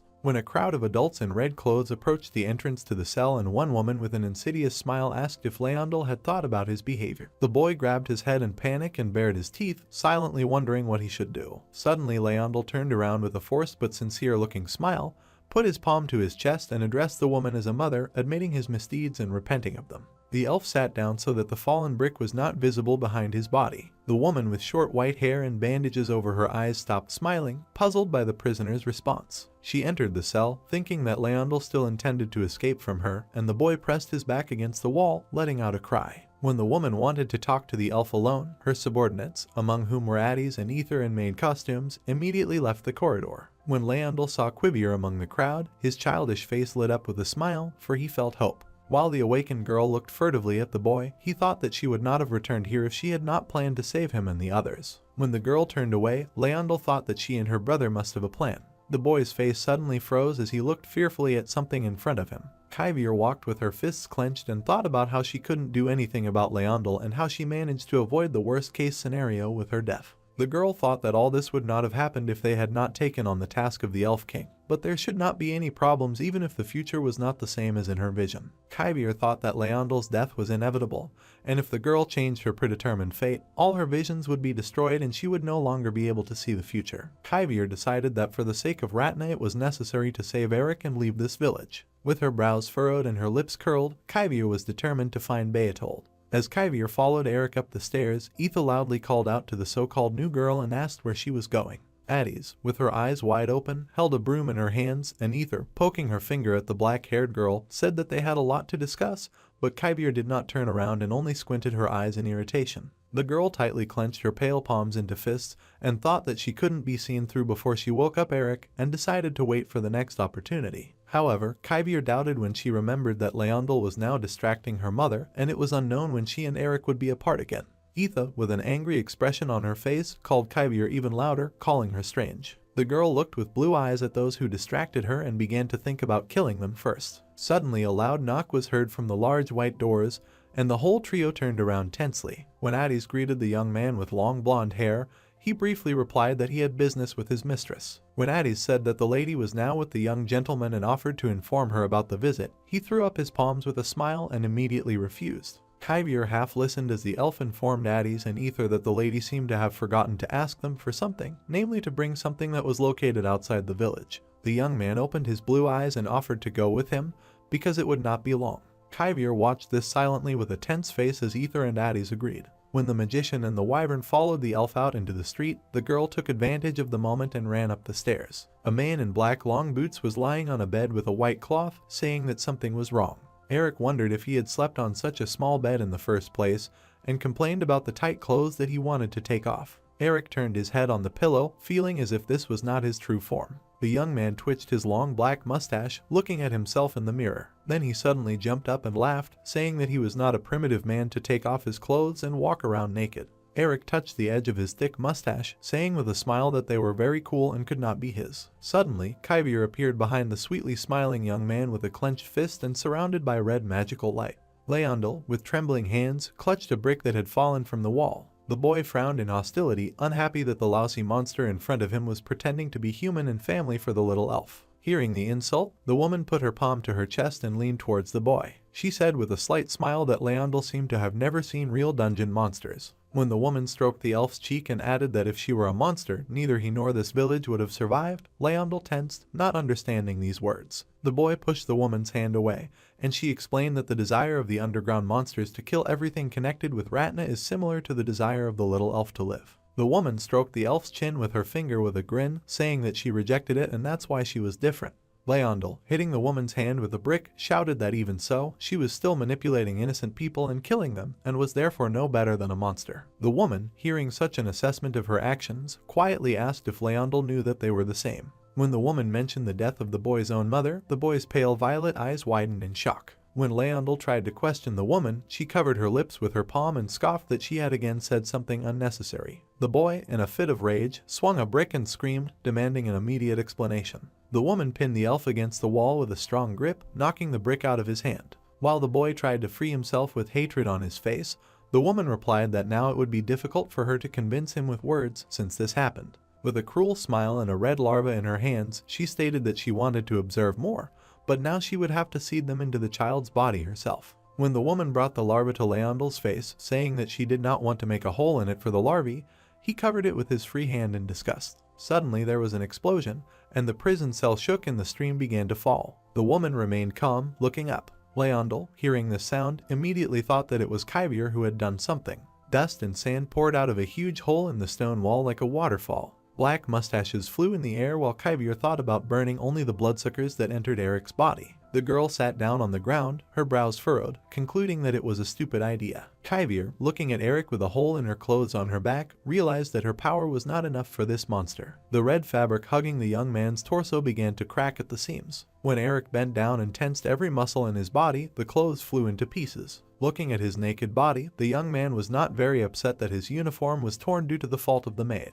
The young man raised his head and said with a terrifying smile that this should be regarded as an attack on their family. The woman was distracted from Leondel by a noise that caused the prison cell to shake. Taking advantage of the moment, the boy freed his hand from the woman's tenacious fingers. As she approached the cell bars, Leondel stood in front of her and spread his arms to the sides, shouting that he would not allow her to get to Kyvier. The boy frowned and bared his teeth, with his eyes closed, thinking that the girl was probably fighting outside now to save others, and that he had to stop at least this monster in front of him. The boy's eyes widened in shock when he saw the woman silently walking through the metal pins like a ghost. As she began to walk away down the corridor, a disappointed Leondel fell to his knees. Suddenly the boy saw that the hole he had made earlier began to glow bright blue. The elf arched his eyebrows in alarm and opened his mouth, thinking about the roots of the world tree. Suddenly Leondel's face took on a determined expression. For 20 years Eric wandered the Rocky Mountains. He was a stranger, but the people of this village accepted him. This was his home, his family, and his friends. Eric, with an angry face, swung his tightly clenched fist, driven by the desire to protect everyone he has in this world.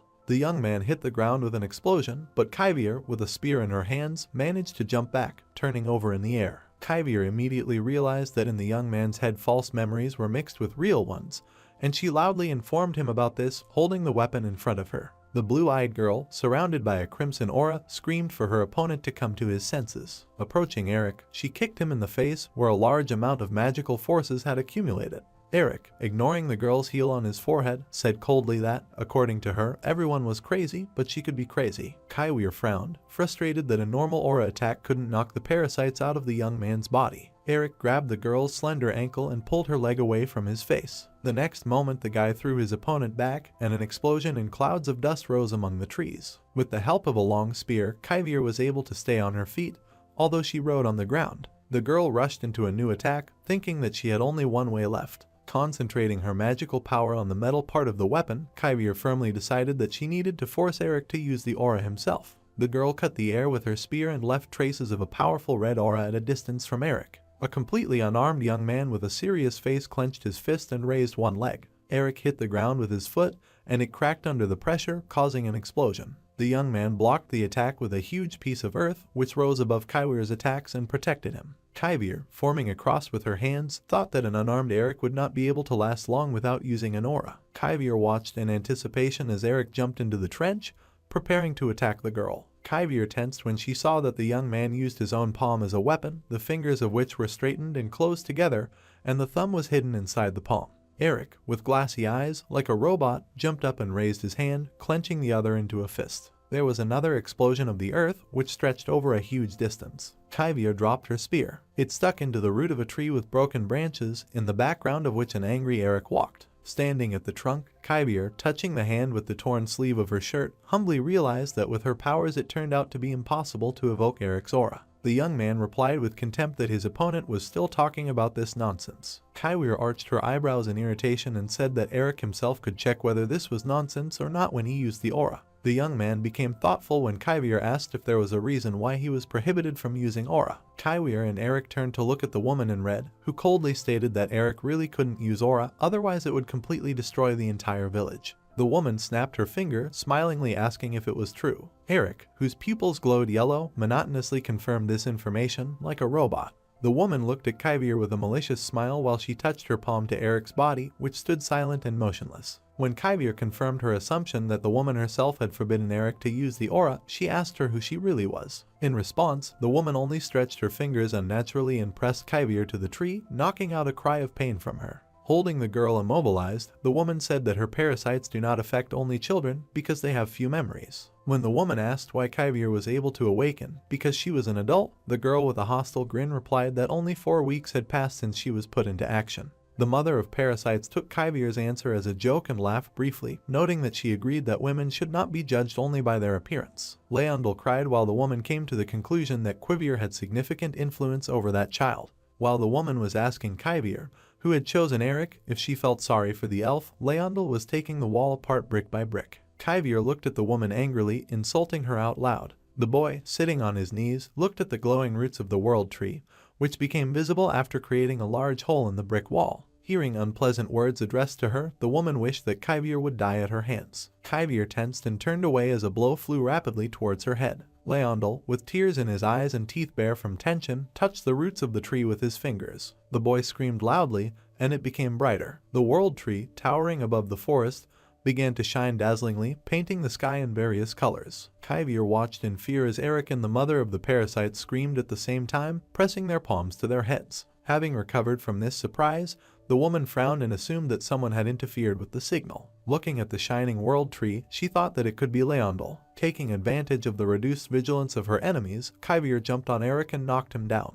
The girl pressed the young man to the ground by the shoulders and looked at him with anger. When Kaivir leaned towards Eric and pressed her lips to his mouth, the woman's face showed undisguised disgust. From under the hem of her dress, many large worm-like appendages came out, which knocked Kaivir and Eric off and forced them to fly to the side. The woman, thinking that this was the girl's last trick, shouted that there was no point in transmitting the aura now. Eric stared blankly at the sky as crimson magical streams came out of his mouth. The woman grabbed the desperate Kaivir by the hair, shouting that the parasites had already completely taken over Eric's body. The woman lifted Kaivir into the air and shouted that no one was complaining about the new life she gave, placing new ones on top of happy memories. The enraged mother of the parasites screamed that all she had to do was remove Kaivir, when suddenly a dark man's hand appeared in front of the woman's face. Eric stood behind the woman until she could not understand how the young man could awaken on his own. Kaivir watched with wide eyes as Eric confirmed the fact that his memories were perfect. Eric lifted the woman into the air behind his back, saying that he had a house, a wife, and a child, just like he always wanted to live an ordinary life. Eric's muscular arm, surrounded by a scarlet aura, held the smiling woman tightly by the throat while he said that this was still strange. Eric, overcome with anger, screamed deafeningly that he did not remember kissing anyone. The woman breathlessly expressed her astonishment at the existence of such a man. Veins appeared on the mother of Parasite's face, and a bright, dark red magical stream came out of her mouth. The woman disappeared, leaving behind only scarlet traces of an aura in the air, while Kaivir looked at Eric in bewilderment. After a short pause, the girl dryly explained that it was artificial respiration, and Eric shouted loudly that he knew. A small house was located on the territory of the World Tree. The protagonist's face was shrouded in confusion and alarm. Putting his hand to his head, Ryu noted that thanks to Kivia he kissed. Stopping abruptly, he stated that with the help of her artificial respiration he was able to come to his senses, adding that he was very grateful to her. The prophetess was surprised that he was still thinking about it. With a serious expression on her face, Kivia asked him to get ready, noting the possibility that Leondel's mother might be revived. Turning her back, the prophetess stated that that method was extreme and she did not want to use it to the end. Taken aback, Ryu apologized for being there. Kivia said that if Hades or Ether had such an opportunity. Having interrupted her, the main character said that he would not do this. Remembering how he was under the control of the monster, Ryu said that this method would no longer work, saying that at that moment he had a headache and had an opportunity, which is why it happened. Closing his eyes, the main character said that he himself did not know why this happened. The guy's gaze was focused on Leondel's body, which was shrouded in the roots of the world tree. Opening his eyes slightly, Etrances turned to Kivia, noting that she was alive. Moving apart the iron pipes that covered the room, the main character addressed him. Kivia's spear was covered in powerful streams of aura. With lightning speed, the prophetess cut the roots that enveloped Leondel's bodies. Falling into her arms, Etrances reported the relief that overwhelmed him. After which, while in her arms, Leondel lost consciousness. There were many different drawings on the walls of the cell. People were controlled by a signal coming from the world tree. Those who received this signal immediately came under control. That monster used the roots of the world tree for his own evil purposes. Its source was hidden somewhere in the dungeon. The drawings showed how a man, holding a spear in front of him, moved forward. To free people, it is necessary to destroy this source and restore the world tree. Kivia's pointer was pointed towards the drawing of the guy. Then the signal will disappear and all those charged will be healed naturally. Looking at the main character, whose gaze was shrouded in misunderstanding, the prophetess stated that this was the plan and the information that Leondel managed to learn when interacting with the world tree. Continuing to point at the drawing, Kivia asked if the main character was okay. Folding his hands, Ryu said that because of her drawings, he stopped worrying. The prophetess noted that he was standing without clothes and looked like a clown. She was amazed that he was laughing at her drawings. Further, the main character said that he did not have his sword, adding that because of this he could not do anything. Approaching Kivia, Leondel noted that she had missed something. Etrances said that in order to normalize the world tree, he must personally touch it. With a worried look, Leondel suggested that he too would have to go down into the dungeon, noting that if he touched him in a deep place, then this time for sure. Kivia standing nearby was lost in thought. Interrupting him, looking to the side, the prophetess declared that Etrances would wait upstairs until they destroyed the enemy. Excited, Leondel tried to find out the reason for this answer. Looking at her, Etrances said that the road leading down most likely looked like an intricate labyrinth. Leondel noted that without perceiving the aura of the world tree, it would be difficult to find the path, adding that he would be able to interfere with the enemies, as Ryu had already done. With his hands folded, the main character froze in one position. Etrances said that he could cope with the bloodsuckers. Holding a sword in his hands, Leondel said that he studied fencing in the palace. After interrupting him, Kivia addressed him. Putting a pointer to his face, the prophetess suggested that after he touched the world tree, he lost sight in one eye. Wary, Kivia declared that she and Ryu had had enough, adding that he would now. Frustrated, Leondel tried to say something. Suddenly, he was grabbed by Ryu, after which, he sat the prince on his shoulders. Taken aback, Etrances tried to find out what he was doing. The main character reported that the weight was normal, noting that it was just right for him. Horrified, Kivia suggested that the Voltarians even have 3-year-old kids going out to fight. Smiling, Ryu stated that this was a powerful tactic, adding that Leondel, whom he called the Navigator, would be able to accurately navigate the road. The main character noted that if Etrances is scared, then he can lower him. Putting his hand to his eyes, Leondel asked not to make him laugh. Sitting on Ryu's shoulders, Etrances shouted the start of the mission, naming the squad after himself. Clenching her fist, Kivia was lost in her thoughts. In the depths of the dungeon, the light of a brightly shining lantern was visible. Standing at the head, Leondel's middle brother led Ether and Hades. Looking around, group member Rada noted that they had gone very deep, adding that the place looked like a dungeon. Ether assumed that Madame had a mission for them in such a terrible place. Seeing something, the wyvern froze in one position. Her gaze was fixed on the body of a dead stranger whose face was shrouded in the roots of a tree. Standing behind the frightened Ether, Hades reported the damaged roots of the world tree, suggesting that it was absorbing the stranger. Horrified, the wyvern wondered where there was such a thing in the dungeon. Tilting his head, the middle brother stated that with the help of the world tree, it is sucking energy, adding that the roots are affected, due to which the energy is collected again and bears fruit on the branches. On the branches of the dungeon, the fruits were shrouded in a mysterious red color. The middle brother reported that the high concentration of vitality and energy turns into red crystals. Some liquid was dripping from the tip of the branch onto the crystal. He noted that this is how bloodstones appear. Looking at the huge red ball, the middle brother declared that all this was done for her sake. Turning towards the guys, he told them that their goal was to find the sword of a Voltarian warrior. Suddenly, someone behind them announced murder. Leaning out of the red ball, the woman said that she wanted to accept him into the family, wondering how he dared to take her husband and child from her. Closing his eyes and lost in thought, the middle brother was surprised that Kivia managed to awaken the Voltarian warrior, noting that it happened faster than he thought. Looking at the woman who was in the red ball, he asked if something had happened. The queen assumed that he knew everything. Landing on the ground, she clarified that she was saying that Kivia was in her right mind. Pretending to be surprised, the middle brother said he had no idea. After which, shouting, the queen ordered him not to pretend. Raising her hand, she said that he looked at her like she was a pathetic monster, adding that she would not forgive him. Ripping his hand out of Ether's shackles, the middle brother asked if she would forgive him. Approaching the queen, he tried to find out what she would do, assuming that she would kill him. Looking at the angry queen, the middle brother said that she could kill him and end these games, adding that in this case, she would turn into a monster unable to resist the lust for murder. Wary, he said that if he died, then his magic would disappear, wondering if she could live like an ordinary person without it. Hearing this, the queen bared her teeth. Turning away, she ordered him to stop, noting that he had been kicked out of the kingdom and had nowhere to go. The queen believed that even if he planned something, in the end everything would be the same. At that moment, with incredible speed, Kivia was heading through the depths of the dungeon. The queen said that now it is not beneficial for both of them for outsiders to know about this village. Holding Leondel on his shoulders, the main character ran forward. The queen noted that Ryu seemed fair, noting that he did not abandon his colleagues or run away, but on the contrary, he would soon come running to fight. Smirking, she said that she liked strong and brave men, adding that despite this, she would make him pay the price. Turning around, the queen declared that the main character would pay for cheating on his wife by kissing another. With a malicious grin on his face, Addis noted that in this case, Ryu should be killed. Hearing this, Ether was taken aback. Closing his eyes, the middle brother spoke of his joy that Leondel was alive. Jumping from the protagonist's shoulders, Etrances assumed that there was a wound on his brother's shoulder. The middle brother told him that he fought to escape from the magician and the swordsman.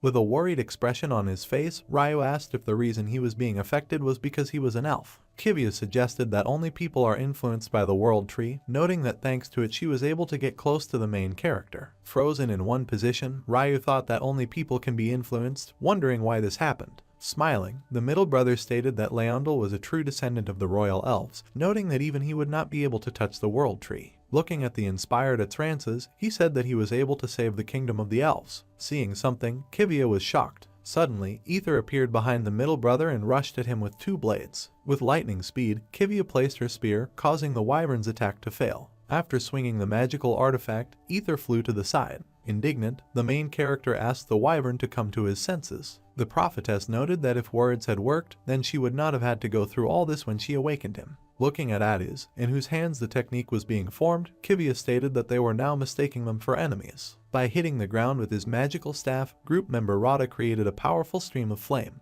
The magic projectile headed towards the guys. Blocking his attack, Ryu noted that they had become stronger, adding that he didn't think leveling up would turn out like this. With a serious expression on his face, the main character asked them to think carefully, noting that the fact of their battle was as strange as possible. Extending his hand with a magical staff, Addis stated that there was nothing strange in this, adding that he was simply going to kill the enemy who had invaded there. Concentrating, group member Rada created a huge magical seal in front of him. Horrified, Ryu assumed that the brainwashing had become stronger. Suddenly, a strong trembling occurred under the protagonist's feet. With colossal power, Ryu destroyed the earth, causing an earthquake in the dungeon. Suddenly, the main character, together with Addis, began to fall into the formed pit. Falling down, Ryu said that he would somehow cope with them. Hanging upside down in the air, the protagonist noted that he had a way, adding that they just needed to make them the same. Frightened, Kivia was amazed that he said this with such confidence. Seeing something, the prophetess froze in one position. A huge hand belonging to a monster was pointed in their direction. Looking at Kivia, the queen asked if she had a conscience, noting that she had ruined someone else's family. The prophetess's eyes turned white. With incredible power, Kivia cut the monster's huge hand. Relying on the magical artifact, the prophetess rushed to attack. Bouncing off the spear, she struck the queen's body. Wary, Kivia ordered the guys to take Leondel and quickly get out. An excited Etrances noted that without him she would not be able to win. Turning around, the prophetess declared that if they did not leave, they would die. Hearing this, Leondel was shocked. Suddenly, the middle brother grabbed Etrances by the hand. Leondel's gaze was focused on Kivia, who rushed to attack. With a look full of disappointment, he thought that he was only disturbing everyone, adding that escaping was the only way to help the main character. Heading towards the exit, the middle brother asked Leondel not to be afraid, noting that they just wanted to protect him. Next, he asked if its Frances wanted to help them. Excited, Leondel declared that he wanted to do this. Leondel said it was time to prove their worth. During a fierce fight, Kivia cut the queen's paws into pieces. The monster assumed that the prophetess knew this too. Smirking, the queen noted that if Leondel touched the world tree, he would die due to a side effect. She believed that even if Kivia stalled for time, the end would still be the same, adding that he would soon be completely infected. After the prophetess cut her body in two, the queen stated that her true intentions were not to save the child, believing that she simply wanted him to die away from her eyes. Horrified, Kivia ordered her to shut up. The queen assumed that she had hit the bull's eye. With unimaginable speed, the prophetess continued to cut the queen's body. Finding herself behind Quivia, the queen suggested that she needed that man, noting that she should have left Leondel there and left. An army of monsters appeared in front of the prophetess, which was an exact copy of the queen. Smirking, the queen suggested that the man most likely did not want to abandon his companions, noting that with his strength she could kill them. One of the monsters believed that Kivia was afraid that Ryu would hate her for this, adding that in that case, she could lie that the monster killed everyone. The huge crowd of monsters began to laugh. The angry prophetess continued to destroy the horde of monsters. Wary, Kivia thought that she could freeze them using the artifact, noting that applying an aura to the bloodsuckers was not the best option.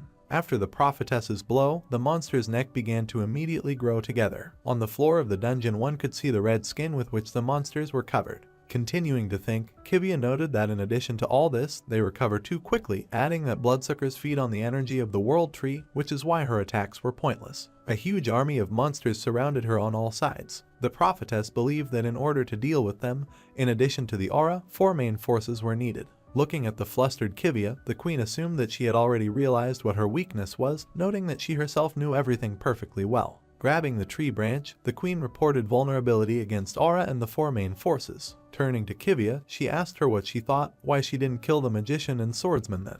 Observing the prophetess, who was surrounded by monsters, she stated that they themselves would not be able to awaken, adding that she had ruled out any options. Hanging from the tree, the queen said that there was no other way to return them to their previous state, noting that the only thing left to do was kill them. The monster's eyes were covered with a mysterious pattern.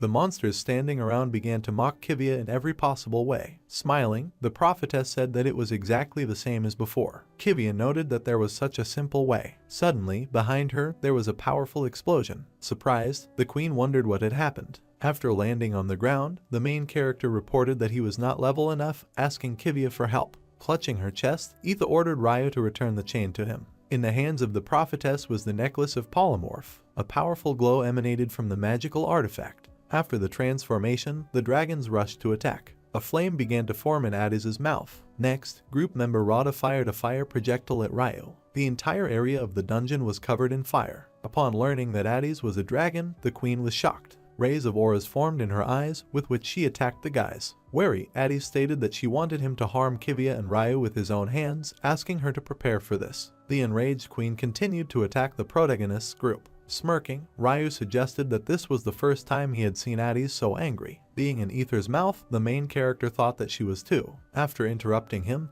the wyvern ordered him to die, wondering how she would get married now. Trying to fight off Etha, a stunned Ryu asked her to come to her senses. Taken aback, the wyvern wondered what the main character was doing in her mouth. Suddenly, the stunned Ether remembered how she and Addis succumbed to the queen's technique. Heading towards the monster, the wyvern declared that it would not forgive her. Watching the fierce battles, the main character noted that it was very difficult to awaken them. Kivia said that compared to how he woke up, this was nothing. Turning to the prophetess, Ryu tried to find out what happened to Leondel. Kivia told him that she had sent him outside with the second prince. Watching Etha and Addis fight the queen, the prophetess noted that as long as the main monster was at gunpoint here, these monsters would not be able to harm them. Beside herself with rage, the queen called the guys pathetic lizards. Fiery chips appeared on the world tree. Suddenly, the tree leaned to the side, after which, a powerful explosion was heard in the forest. Hanging, the tree froze in one position. Seeing his transformation, the villagers were shocked. Watching this, the frightened residents assumed that it was a monster. The queen's face appeared on the newly formed tree. Moving her hand forward to attack, she ordered them to be silent, declaring that she was not a monster. Suddenly, a ray of sacred aura was directed at her face. Due to the queen's technique, a powerful explosion was heard in the vicinity of the village. The angry Addis said that this behavior made her a monster. Having released a powerful charge of aura at him, the queen called him a pathetic lizard. With lightning speed, the main character inflicted many cuts on the monster's arm. The moment the queen's hand began to fall to the ground, she let out a piercing roar. Looking at his weapon, Ryu noted that the blade could not withstand this. Ether floating in the air, having released the main character from her clutches, froze in one position. Grinning, Ryu said that this was the first time he had seen someone larger than Addis, adding that if he had known that everything would be like this, he would have taken more swords with him. The enraged queen pulled out her hand in an attempt to catch the protagonist. Grabbing it, she began to clench her fist as hard as she could. Suddenly, with incredible power, Ryu cut her palm, heading towards her. Hanging in the air, the main character began to count the number of monsters that appeared on his way. An army of monsters continued to form from the queen's hand. Destroying the monsters on his way, Ryu reported that he had 4 left. After a while, he announced that there were only 3 left. Horrified, the queen ordered him to leave her. Looking at her severed arm, she noted that she was unable to regenerate, wondering why that was. Throwing away the broken sword, the main character announced that there were 2 of them left. Putting his sword behind his back, Ryu froze in one position. Being a centimeter from the queen's face, the main character said that he was left alone. Hanging in the air, Ryu said that it was the last one. Suddenly, the blade in his hands broke. From what he saw, the main character was shocked at the moment when the queen was preparing to attack. With unimaginable speed, Kivia tried to help the main character in time. A magical artifact was visible in her hands. With colossal power, the prophetess launched her spear towards the queen. Kivia's magical artifact pierced the monster's face. Grinning, the prophetess noted that she had made good use of it, adding that she was now returning it. Turning around, the main character assumed that the prophetess uses him whenever she pleases and now returns him. Further, Ryu noted that this was a very opportune moment. The shocked queen stated that the world tree was sucking energy out of her. She was amazed that it could do such a thing because of that elf. With lightning speed, the main character cut the monster's body into small pieces. A crystal formed in the roots of the tree. A powerful glow emanated from the crystal, which enveloped the dungeon. Leondel said that all the energy would escape through this gap. Leaning his hand against him, Atrances asked for forgiveness for not being able to move. The middle brother noted that he should not strain himself so much, adding that this would be enough for the queen to no longer be able to regenerate. Looking at the smiling Lanodel, he stated that his partners would take care of the rest. Pointing his hand to the top of the ceiling, Atrances tried to find out what kind of gap it was. Further, the middle brother told him that her origin was impossible to know, adding that thanks to her appearance, bloodsuckers could operate outside the dungeon. Turning his head, he reported that the larger the target, the further they spread. Looking at the alarmed Leondel, the middle brother said that, according to his calculations, the bloodsuckers could reach Elendia. Surprised, Atrances asked what this meant. Smirking, the middle brother said that if you open the crack and kill the queen. With a distraught look, he declared that he could control people in the territory of the Fairy Union. The roots of the tree began to shimmer due to powerful streams of aura. Leondel's face was filled with excitement and anxiety. Angry, he directed his hands towards the roots. Suddenly, the middle brother threw him aside. Wary, the middle brother asked if he wanted to close the gap. He ordered Atrances not to behave so rashly. Looking at the dumbfounded Leondel, he said that he began studying bloodsuckers that parasitized people 20 years ago and noticed that they react to signals from the world tree. Huge vessels in which monsters were grown were visible in the roots of the tree. The middle brother noted that these were simple creatures that fed on energy. Clenching his fist, he stated that despite the fact that monsters had succeeded in mass reproduction, it seemed impossible to him to manipulate people with their help. The middle brother noted that because of his research, his father kicked him out of the palace. Standing opposite the gap, he said that if the elves rule numerous nations, then not only peace will come. He told Leondel that they could make their kingdom great again. Angry, Atrances was amazed that even after he was kicked out of the palace, he continued research in this village. Smirking, the middle brother stated that it was so, adding that in the village he was able to complete them. The head of the defeated queen landed on the ground. Bart Leondel told him that when he discovered this gap, he met a monster who could control the bloodsuckers. Taking hold of the monster's mouth, the main character tried to open it. The middle brother said that now there is only one left. Opening the monster's mouth, the guys were shocked. Leondel's brother said that his companions must kill the monster. Seeing the contents of the mouth, Ryu was taken aback. Looking at the exhausted body, the protagonist wondered if it was the main monster. Squeezing his paw, the monster ordered them not to look at him with those eyes. Rushing towards Ryu, the monster again repeated its request, after which, the stunned protagonist jumped to the side. Concentrating the flow of aura in her hand, Kivia stated that they did not have time to listen to all sorts of nonsense. Taking her hand, Ryu asked her to wait. Wary, the main character, said that he wanted to ask something. Looking at the enraged monster, Ryu asked who he was. Tears began to appear from the monster's eyes. The plot introduced us to the tribe instance Angel times 156,843. Attacking from above, the angel pounced on the monster. After overthrowing his opponent, he began to eat him. The monster said that he appeared in a deserted gorge where there was nothing.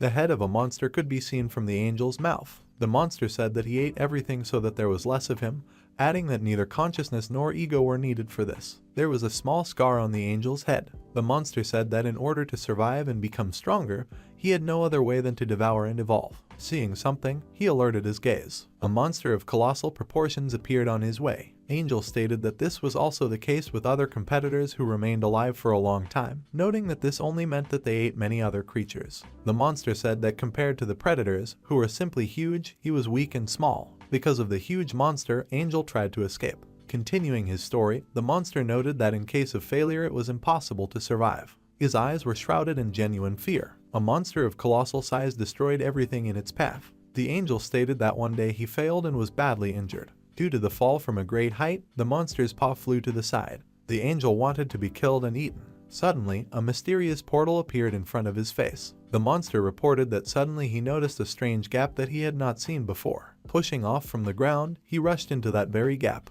Coming out of it, the angel froze in one position. He stated that he instinctively ran towards her. He flew out of the crack and found himself in the depths of the dungeon. The angel noted that he did not even notice his wounds, adding that he could not determine where he got into or when he fell into it. Holding his paw in his teeth, the angel tried to find a way out. The monster said it continued to run until it was sure it was safe. From what he saw, he froze in one position. A surprised boy appeared in front of his face. Pointing to the bush, he said that there was something strange there. His parents' gaze fell on the angel. A plate of food appeared in front of the monster's face. Angel noted that this was an unusual situation, adding that he no longer needed to hunt since food was given out by the hour. The monster's paw was bandaged. The angel stated that no one attacked him when he became weak. Looking at the alarmed monster, the parents tried to find out where it came from. The boy said that he did not know this, adding that judging by the speed of recovery, he looked like a wild monster. The boy noted that he had never seen anything like this in the area. Smiling, he suggested that they had discovered a new species. The boy's mother believed that this monster could not be kept in the house. With tears in his eyes, the boy said that everything was fine, turning to his father. Wary, his father noted that he was still a puppy,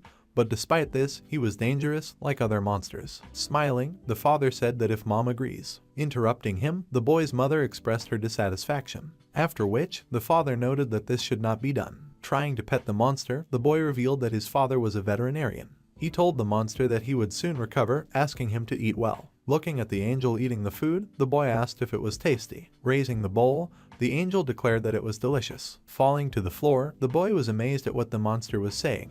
With a look of despair, he began to beg his mother. Outraged, she said that if the villagers found out that they were holding a wild monster. Looking at the child's mother, the joyful angel said that it was delicious. The mother's gaze was full of doubts. The angel reported that the powerful and large creatures turned out to be not scary, adding that he slowly began to learn more about them. Inspired, the boy's father began to keep a record of the angel. Monster noted that the vet loved to watch him eat, noting that this allowed him to live comfortably in their home.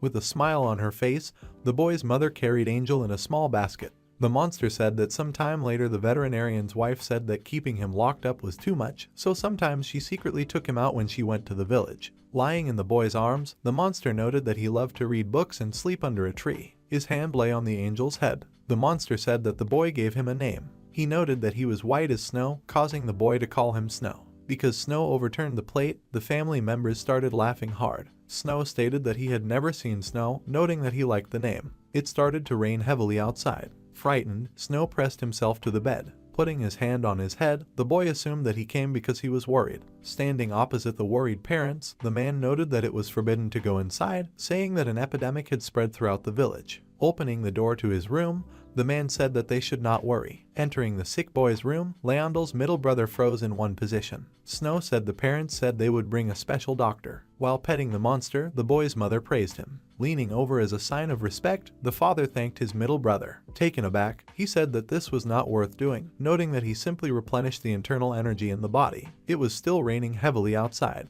The middle brother said that in this village the elves are treated with hostility, adding that they nevertheless invited him. The elf said that it was their determination that saved their son. Turning his attention to Snow, he asked if they kept the animal at home, noting that this was the first time he had seen such a species. Looking at Snow, the boy's father told him that they accidentally found him wounded and are now monitoring him, adding that this animal has extraordinary abilities to take the form of objects that it eats. Hearing this, the elf froze in one position. Putting his hand into his bosom, the father touched upon the topic of the fee. Interrupting him, Leondel's middle brother said that he did not need money. Smiling, he noted that the boy had not yet fully recovered. The elf said that it would be enough for him if they helped him stay in the village so that he could treat other patients. Looking at the boy's father, who was touched by his words, Leondel's middle brother thought that he could also help in their research. The vet wondered how someone could be so amazing. Shaking the elf's hand, the boy's father said that he could help. Snow said that the elf had medicines to treat people. Looking at the middle brother Leondel, he noted that he laughed unnaturally and did not look like the villagers, adding that for him he was about the same as a person. Taken aback, the boy's father tried to explain something to the knight. Snow stated that the veterinarian helped the elf and convinced the residents. The monster reported that at first they were against it, noting that those he cured treated him like a doctor. Many joyful villagers tried in every possible way to thank the middle brother Leondel. Snow said that in this way they began to gradually recover. Seeing something, the boy's father was shocked.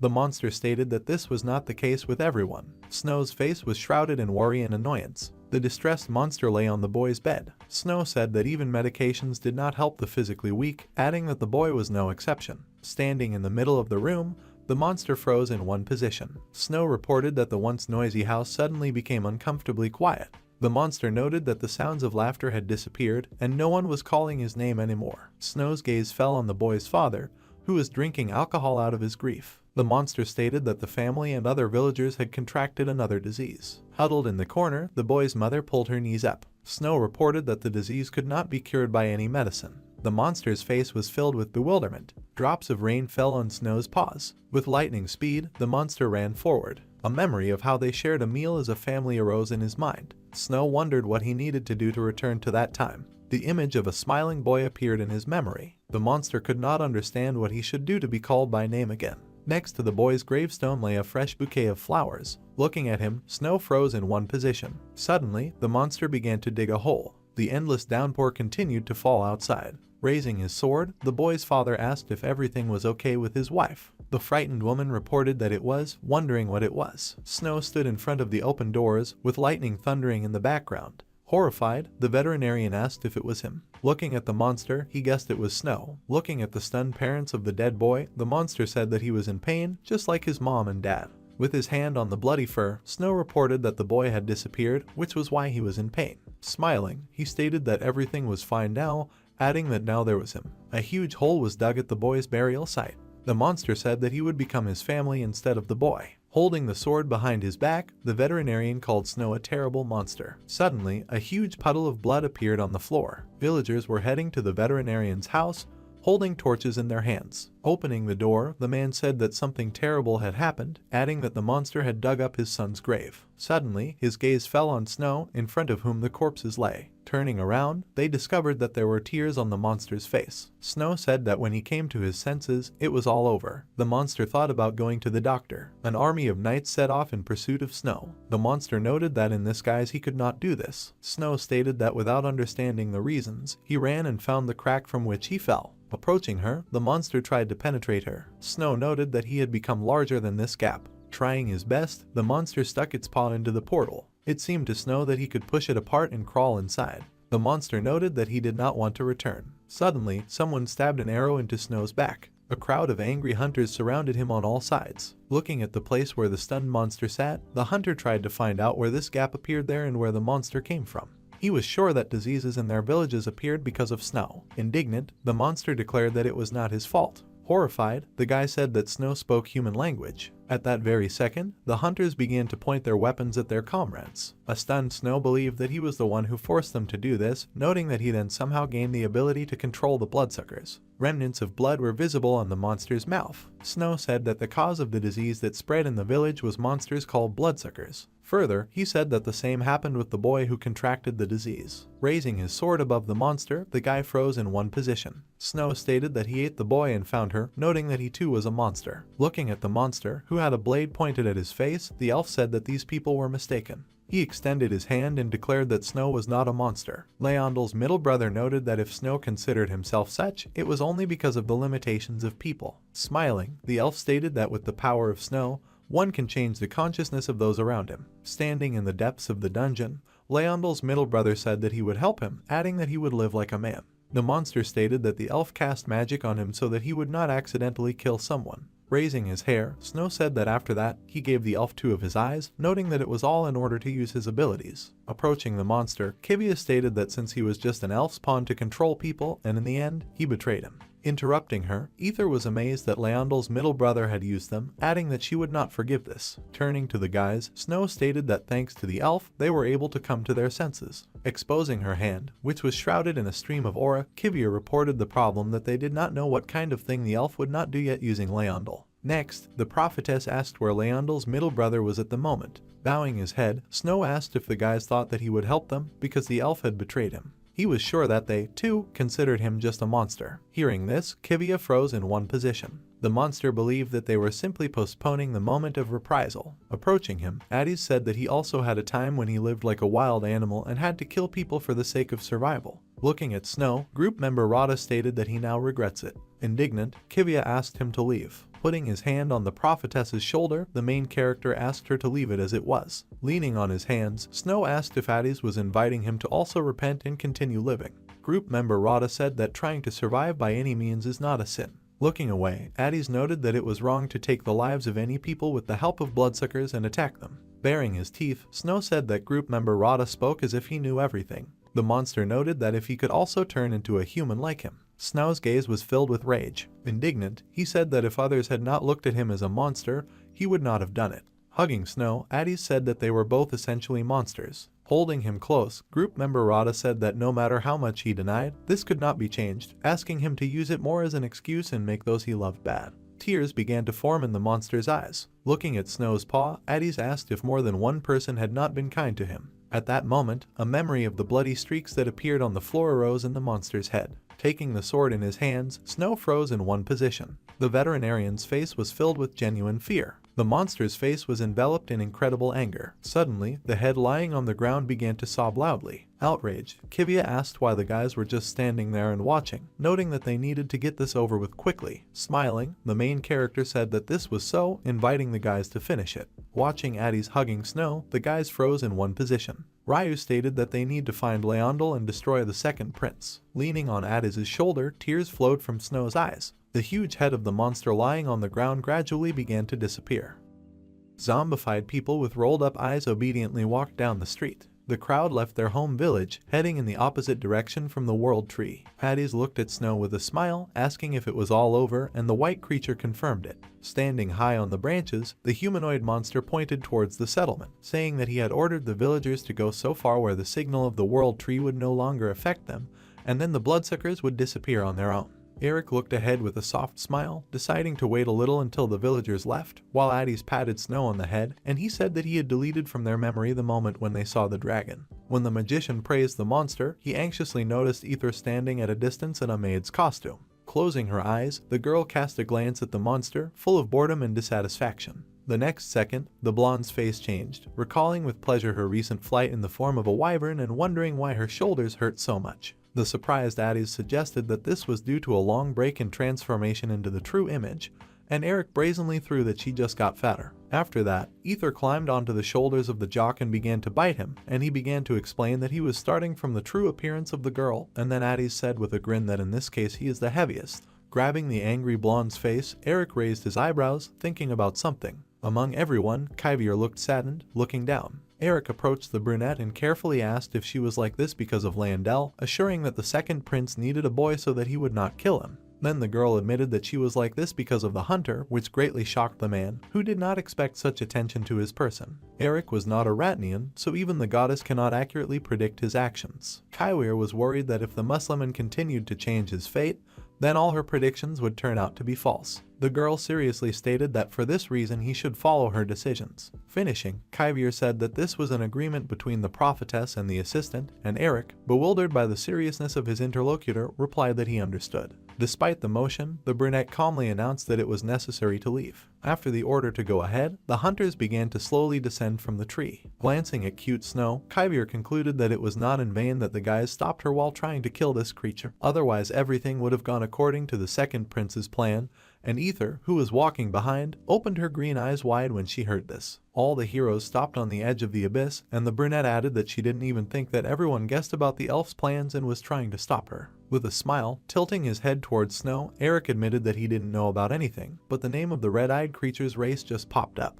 When the jock revealed that Snow was an angel, and then Kyvier fell into a severe state of shock, and the main character continued, saying that it was the first time he had seen such a tribe in strange numbers.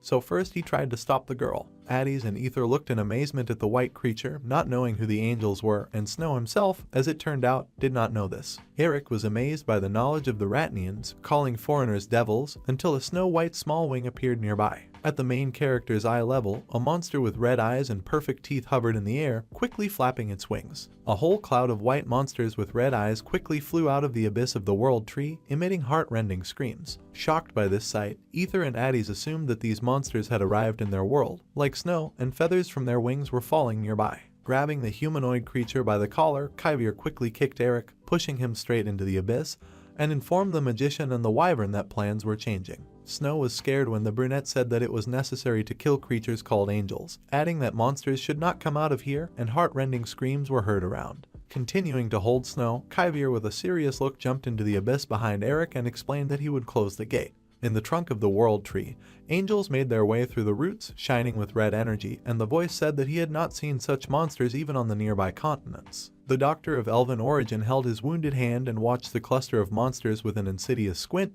thinking that perhaps there was a connection with other lands and glad that he had blocked the path. He turned to Leondel, who bowed his head to the ground, thanking his younger brother, but he only hiccuped. Tightly gripping the root of the world tree, covered in magical energy, the boy desperately shouted to his older brother that he had made the wrong choice because he would not be able to control it.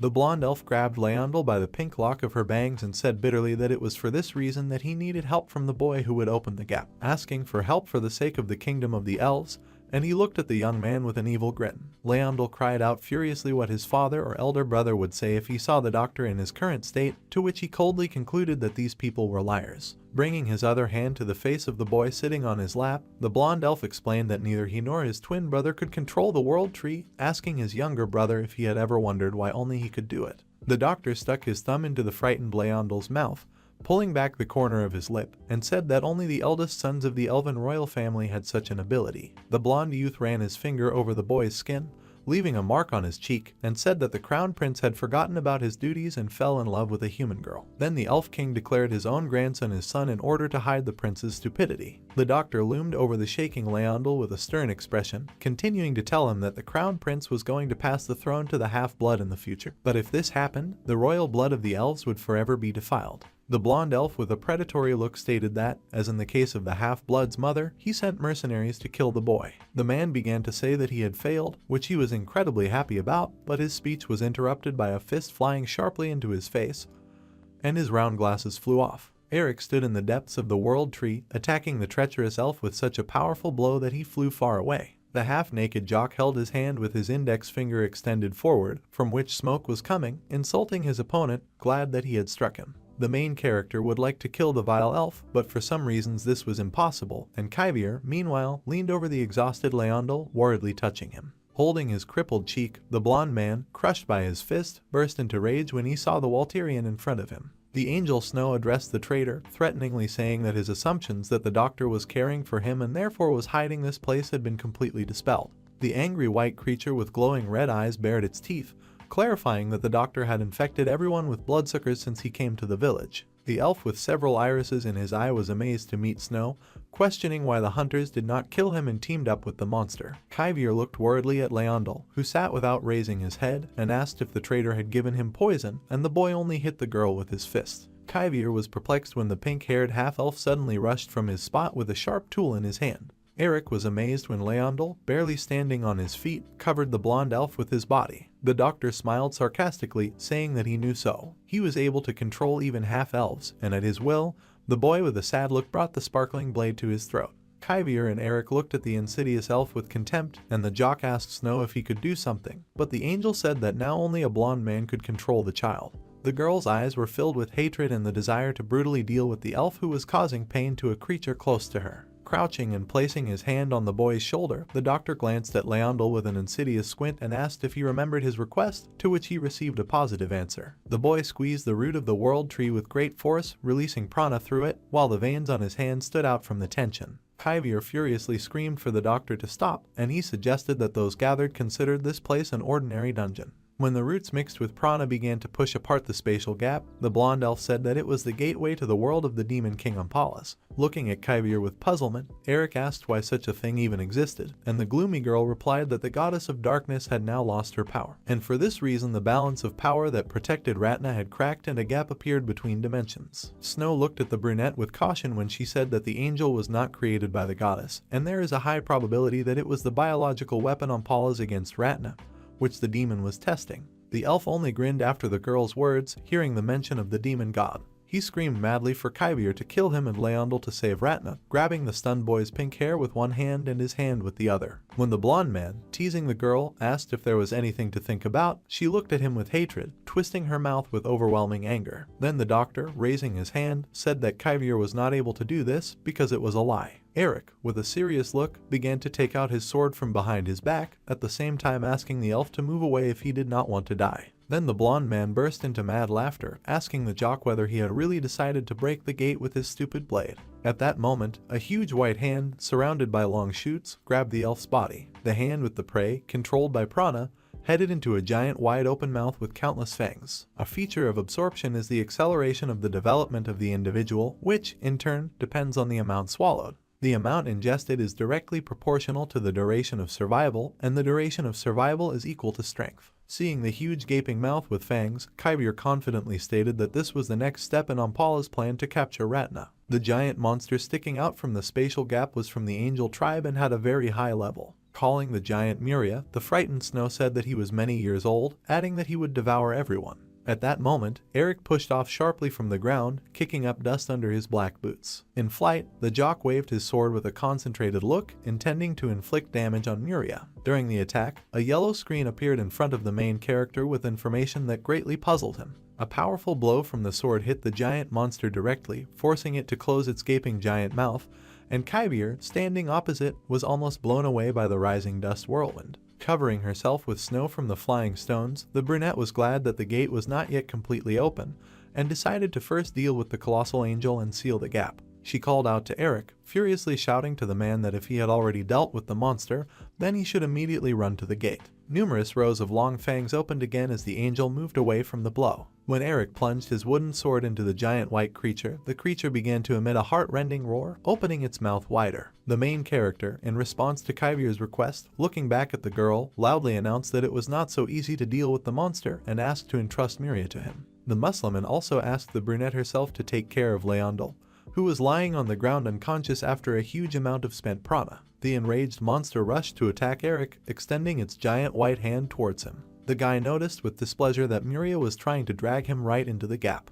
The man's eyes widened in shock when he saw the area that opened beyond the gap. The monster blasted the protagonist with all his might right into the gate, sending him to the world of Ampalas. During the flight, the man, moving to another space, screamed loudly, closing his eyes and not letting go of his sword. Muria threw Eric so hard that he flew a long distance before colliding with the ground and raising a powerful stream of dust with his fall. The Musliman tried his best to slow down, sticking his sword into the red earth as he moved, which left a deep streak on it. Stopping completely, Eric cast a frowning glance forward, remembering that he still had doubts when he first heard about the world of Ampalas. Looking around with dissatisfaction and holding his chest, the man, against the backdrop of the scarlet sky, concluded that he did not think that he would return to this hell again. Putting his hand to his mouth, the monster yawned. Above the main character towered an angel of colossal size with a human body and a pair of small hands growing from his chest, and meanwhile he wondered whether the creature had devoured the second prince. Furiously looking at Miria with red, cold eyes, Eric declared that this was not good and stood in an attacking position. Meanwhile, at Ratna, Kyvier tried to bring the exhausted Leondel out of unconsciousness. Snow looked at the half-elf in panic, declaring that the second prince's manipulation should have stopped after his death, and the girl lifting the boy replied that that was not why he lost consciousness. Looking at the pink-haired child with deep sadness, Kyvier said that this was due to resistance to the half-elf's contact with the world tree. Snow felt guilty, sadly asking if this situation arose because of him, but his fears were not confirmed. Turning her head towards the gap, the girl said that it was just time. Many white monsters with wings crawled out of the red-pink gate leading from the world of Ompalas to Ratna. Meanwhile, above the world tree, a bunch of angels were rushing across the sky at high speed. Addis, holding a homemade magical device in her hands, flew astride Ether, who had transformed into her true form as a blue wyvern. The wyvern looked to the side in panic, noticing the threat. The angels rushed at full speed towards Addis and Ether, and the magician protected them from the attack by creating an ice shield. Afterwards, holding the wyvern by the white mane, the red-haired guy asked if everything was okay, to which she said that she was a little hurt. There were many of these monsters around, but they were not particularly strong, but still the hunters had to be careful. Observing the gathering of angels, Addis reported that with so many dungeons, Ratna was still safe because the monsters could not come out. Looking around at the enemies, Ether angrily noted that they were now walking freely, and if they crawled out any further, the world would end. One of the angels, opening his jaws, let out a heart-rending roar. The red-eyed monsters began to rush at each other. Addis, without taking his eyes off the crowd of angels, concluded that their relatives suddenly began to devour each other, and Ether's eyes widened at this sight. The magician continued to observe the strange behavior of the monsters with concern, assuming that they were going to evolve. Pointing his magical instrument at the creatures, Addis shouted furiously that this could not be allowed to happen. Suddenly, a bright flash appeared in the staff with stones. After that, nothing happened, and Ether asked the magician why he did not attack. The same one, anxiously examining the homemade artifact, replied that the point is not that it does not attack, but the blessing of Ompalas. The guy said that the stone refused to attack the monsters, and meanwhile in the sky, from many small ones, one huge one, hidden by snow-white wings, was gathering. The wings began to open, and several red eyes appeared. Now in front of Addis and Ether, a giant angel with many eyes on a round body and 2 pairs of wings was floating in the air. A circle of violet energy formed near the monster's eye, located right in the middle, concentrating in it. The wyvern opened its mouth wide in fear as a powerful stream of mana flew towards it and Addis. A bright purple glow illuminated the magician's face, and at that moment he thought about Eric. The hero, thrown into the world of Ompalas, meanwhile raised his massive sword. Raising his weapon, the main character ran towards the enemy with concentration and prepared to attack. He jumped high and flew straight towards the giant angel, bringing his sword out from behind his back. As he struck with his sword, the jock looked worried and dissatisfied. The wooden blade touched Miria, and Eric concluded that every time he lost his strength even before he could swing. A huge open palm approached the man from behind, wanting to strike, and he turned around. After a sweeping blow with a giant hand, the main character flew across the entire red plateau, destroying the rock around him upon landing. A crater of debris formed at the site where Eric fell, and he landed on the ground with a strong recoil. The jock looked at the enemy with displeasure, concluding that it was dangerous to receive blows directly from level 140, and also realizing that with just a feeling of hostility, he could not use aura. A yellow screen with information appeared in front of Eric, which he read with a serious look. From the very beginning, the user's manual was programmed to make it impossible to attack the angel, calling for one to sacrifice oneself to the deity's viceroy and strive for eternal life. The colossal monster opened its mouth wide, revealing rows of sharp fangs. Meanwhile, terrible monsters, very different in appearance, crawled out into the Ratna dungeon through the gate from the world of Ompalas. Individually they were not that strong, and Snow said that as long as the gate was open, it would not end. Putting forward the fist of her inflated hand, Kyvier clarified whether they really couldn't be completely destroyed, to which Snow, looking angrily at his opponents, said that this could be done for a while, but judging by his experience, they had a lot of food. Then the girl, wrapped in black ribbons, concluded that in this case the only thing left to do was close the gate. The angel, in a panic, said that he also wanted to do this, but only Leondel could do it. In his current deplorable state, the boy would not be able to even get close to the world tree. Watching the appearing monsters with hostility, the girl replied that she knew that. Screams and streaks of smoke were heard from above, and Kyvier and Snow raised their heads in concern. A pair of hunters rushed along the inside of the dungeon, and the wyvern loudly ordered to step aside so as not to hit the angel and the girl in the dungeon. While Ether tried to speed up, she looked back in panic, where a large round angel was rushing after her and the magician. A circle of mana formed around his middle eye again, concentrating purple energy into it. At the sight of the new monster, Kyvier widened her eyes, and Snow's lower jaw dropped from strong shock, and the creatures from the gap were still approaching them. Fleeing from the spherical angel, the wyvern flew into the gate at full speed and, together with Addis, ended up in the world of Ampalas. Following the hunters, a round angel appeared in the demon god world, further breaking the gap with its huge body. The monster rose directly above Addis and Ether, and its eyes sparkled with purple light. In a panic, looking at the impending attack along with the wyvern, Addis called out to Ether. A powerful stream of mana, surrounded by lightning bolts, flowed from the angel's eye towards the hunters, and while falling from the blow, the wyvern was reincarnated into a human. The attack of the round angel hit Muria, with whom Eric had been fighting all this time, and Addis and Ether flew down, holding hands. The enraged angel with a human body let out a loud warlike roar. Muria began to beat the angel with 4 wings, and Ether, who had again become a wyvern, was carried away by Addis, asking what kind of place this was and where these monsters even came from. Not missing a chance, the magician turned his head in search of Hanbin, and the wyvern suggested that their friend was not in the best position right now. Ether and Addis headed towards the deep crater, realizing that if Eric fought the monsters at full strength, he might be in danger. The focused mage directed the wyvern, asking it to fly into the hole in front of them. In the crater on the rubble, the hunters discovered and loudly called out to their comrade Eric lying among the stones in very poor condition after the battle with the angel. The drooping jock raised his head, and a dark lock of hair fell into his eyes. The portal to the world of Ampalas was now empty. Leaning on the rock with her fist, Kyvier looked back at the gate and concluded that the small angels were swept away, and Leondel called her. Not expecting that the boy had already come to his senses, the girl touched his shoulders, and he, closing his eyes, said that he had a request. Snow, hiding behind a stone, overheard when the half-elf asked the messenger of the goddess of darkness to take him to the roots, but she did not want to do this, worried about the condition of the child. At the moment when Leondel said that he no longer wanted to be a burden, the angel looked out from the shelter with eyes filled with sadness. The little prince sadly stated that as a representative of the elven royal family, Antharas must take responsibility, asking Kyvier to help him while she held the boy by the shoulders. Leondel completely drooped, bowing his head, and the girl looked down, lowering her eyes to the floor. Wyvern, worriedly asking if everything was okay, and Addis, asking to go slower, led the wounded Hanbin out of the world of Ampalas, hand in hand, returning him through the gate to Ratna. After the hunters emerged from the spatial crack, Ether abruptly took on her human form, and Eric asked not to worry about him, noting that this was a common occurrence in the mountains. Smiling widely and closing his eyes, the jock happily said that thanks to his friends who pulled him out,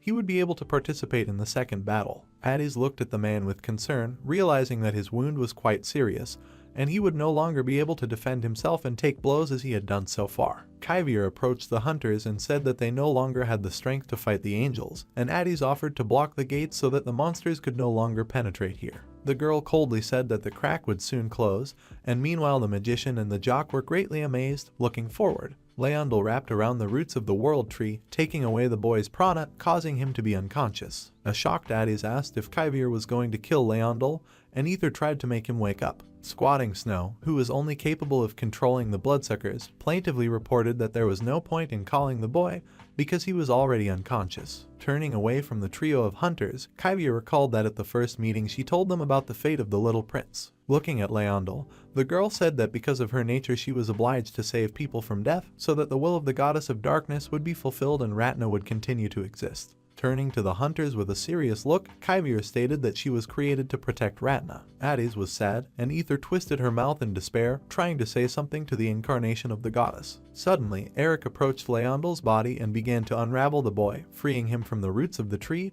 which caused a green flash to illuminate the dungeon. The enraged girl ran up to the self-willed man, while he was clutching a root filled with prana in his fist, and screamingly asked if he did not understand her words. The same one stated that he understood everything perfectly. Continuing to save Leondel, Eric outlined the main points of Kyvier's speech, not understanding only one thing. He turned to the embodiment of the goddess and shouted furiously, would the world really stink if they saved the boy, adding that if he was so weak, then it would be better if he really collapsed. Concerned, Snow looked to the side, illuminated by a bright glow. A giant round angel appeared from the crack, emitting a purple light, but even after its appearance, Eric was focused on freeing the small half-elf from the snares of the world tree. A moment later, when the entire dungeon was filled with a purple glow, the main character turned his attention to the monster, noticing with a grin that it was devouring other angels and evolving. Thaddeus raised his homemade magic tool, deciding to use ice magic. When the angel sent a powerful stream of mana at the jock, who was pulling the roots towards himself, the magician managed to create 2 pieces of ice that were able to repel the blow.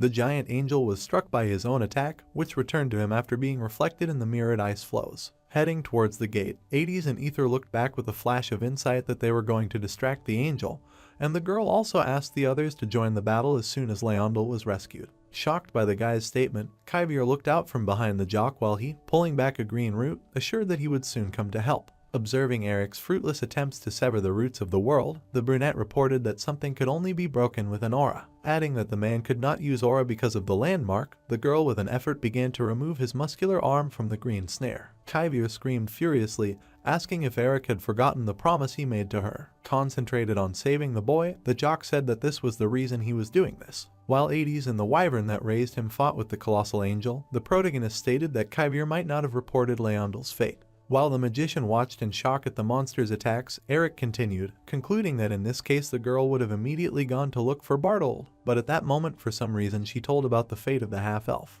The wyvern dodged large debris falling from the angel's blows, and the main character stated that then, without knowing it, Kyvier had already made a decision. The brunette looked sadly at the Muslimman, who said that she wanted to save Leondel from fate. After these words, heavy tears rolled down the girl's cheeks, and she said in despair that nothing could be done. Holding the jock's hand entwined with roots, the crying Kyvier declared that he could not fight the angel and was unable to close the gate. At the end of her words, the girl broke into a scream, saying that there was no other way than to sacrifice Leondel. When Eric stated that there was such a way, Kyvier gave the man a look full of hope. The jock confidently said that his way now is to fight at full strength. The wyvern lay curled up on the ground and looked furiously at the enemy, and Hades sat leaning on its wing. The magician, exhausted during the battle, cast a contemptuous glance at the angel and pointed his magic staff at him. The angel froze in anticipation, showing rows of sharp fangs. Behind the monster, a burgundy stream of powerful energy suddenly appeared, shaking the space. He continued to watch the opponents sitting on the ground.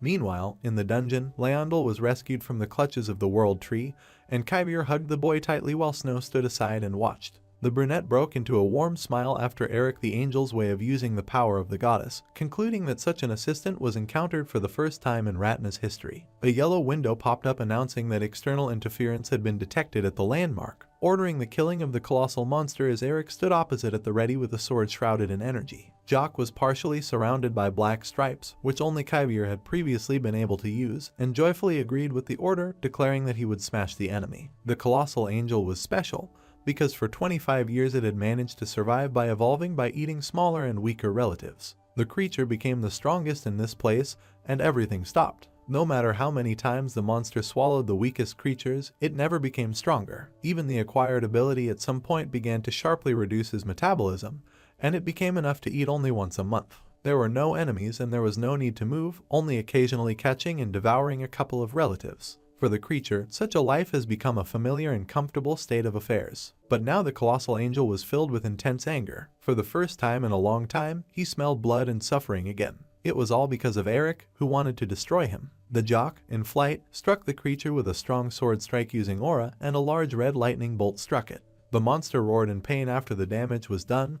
Lately he began to feel hungry again, and very strongly. While Kyvier sat hugging the rescued Leondel, Snow carefully watched through the gate the outcome of the battle. The shocked angel did not understand what kind of magic Eric uses if he fights on par with the strongest monster in the world, Ampalas. The messenger of the goddess of darkness responded to these words, clarifying that this is not magic, but the power of sacred abilities. She said that with their help, Hanbin adjusted his landmark, hacking it so that he would not perceive the enemy as an angel and could now fight the monster without hindrance. Black stripes appeared on the body of the jock due to the use of a small amount of Kywir's aura, and since there was not much dark energy in comparison with the man's aura, no special effect was expected. Stunned, Snow shouted and asked if this was Eric's power, and Kyvier clarified that it was impossible to deceive the landmark forever. Leaving Leondel under the supervision of Snow, Kyvier decisively declared that she would rescue Ampalas, Hades, and Ether from the world. A little delirious while recovering from using prana, Leondel asked not to leave, calling his mother and brother. Kyvier looked at the boy softly, assuring him that he would soon be able to return back. Snow, transforming with the help of parasites, asked the girl to stay next to the prince, and she asked what happened to the remaining bloodsuckers. Taking the form of a mistress of bloodsuckers in a red dress, the angel declared that the messenger of the goddess of darkness had spent a lot of energy,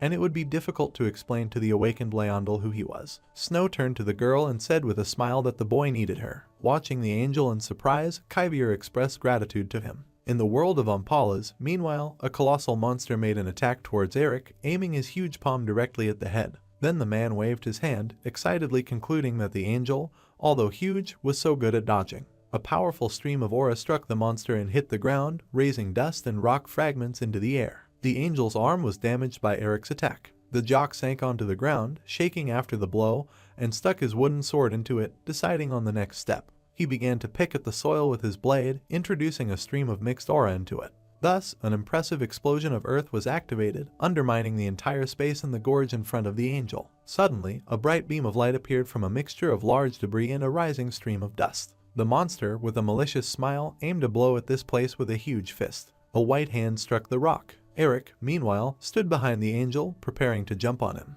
The wooden sword in his hands was enveloped in an aura mixed with dark energy. The jock flew past the enemy, delivering another powerful blow to him and cutting off his hand with a flourish. Eric concluded with a serious look that the angel threw out his hand to protect his head. The other hand went to the rock where the main character was on and slammed into it with all his might. The man jumped down, flying surrounded by a pile of broken stones, and concluded that nothing was visible. Eric ran at full speed towards the white fingers emerging from the dusty barrier. While flying, he swung his sword with a concentrated face. The monster's arm completely emerged from the dust, and it turned out that it was the limb that Eric had just chopped off from the monster with a new cut. While the angel was preparing to strike the jock with energy, a voice was heard from above from the dust. Illuminated by the purple flash of the monster, the man noticed with displeasure that his own movements were being repeated after him. Suddenly, a loud voice was heard using a magic staff. Standing behind Eric on the rock, Addes made an ice shield in front of the man to cover him. The monster, surrounded by dust, began to open its mouth. At this time, Eric jumped to the cliff where Addes and Ether, who had transformed into a human, were standing, and asked the recoiling magician if he was alive, thanking him for his help.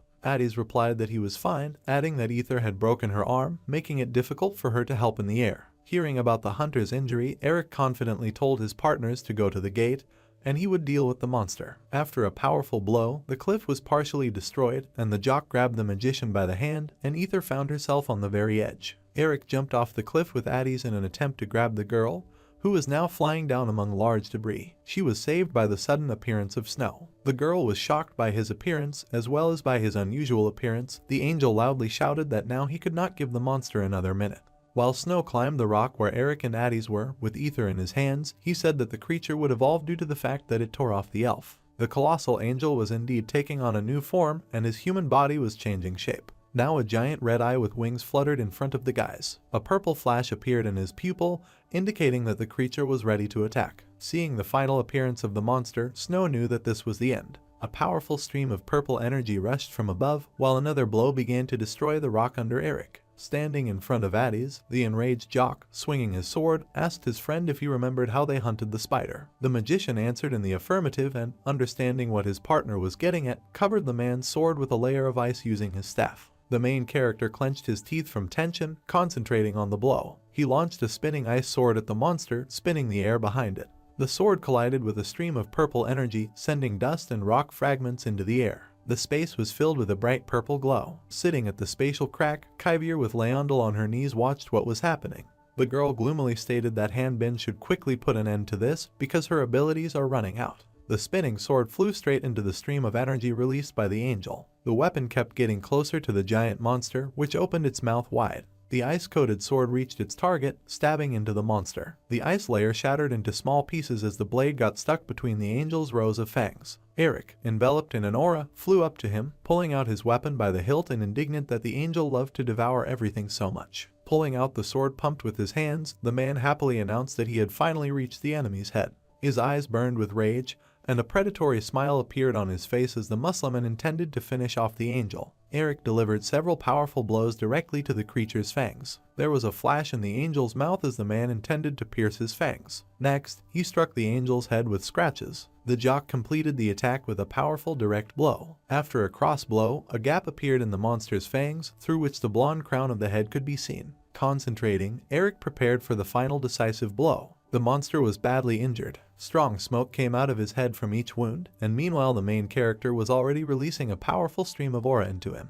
The giant wings of the angels were spread wide. Snow shouted not to aim for the head, warning that it was just a shell. Eric, who picked up his sword, was puzzled by this news. Now he was descending until a cross gap appeared on the angel's belly. The shocked jock looked at this while a new creature appeared behind him. The man turned, swinging his sword with all his might. Near the angel's shell, a battle broke out with the newly appeared enemy. Baddies stood on a rock, hiding from a powerful stream of dust. Suddenly, a winged creature descended in front of the magician, Snow and Ether. It was reaching towards the ground with its sharp leg. In front of the trio now stood an angel with a human body shrouded in a golden glow. Under the feathers hiding his face, a malicious smile appeared, addressed to the perplexed Addies. The puzzled magician, holding a staff in his hands, tried to pull himself together. Meanwhile, an enraged Eric appeared in the air above the angel with a sword at the ready. The jock sharply attacked the enemy in front of Addies, but he pulled back and the sword hit the ground, raising dust. Eric shouted for the magician to move aside, worried about Ether's condition. Addies turned with concern to the girl with whom Snow had been sitting all this time.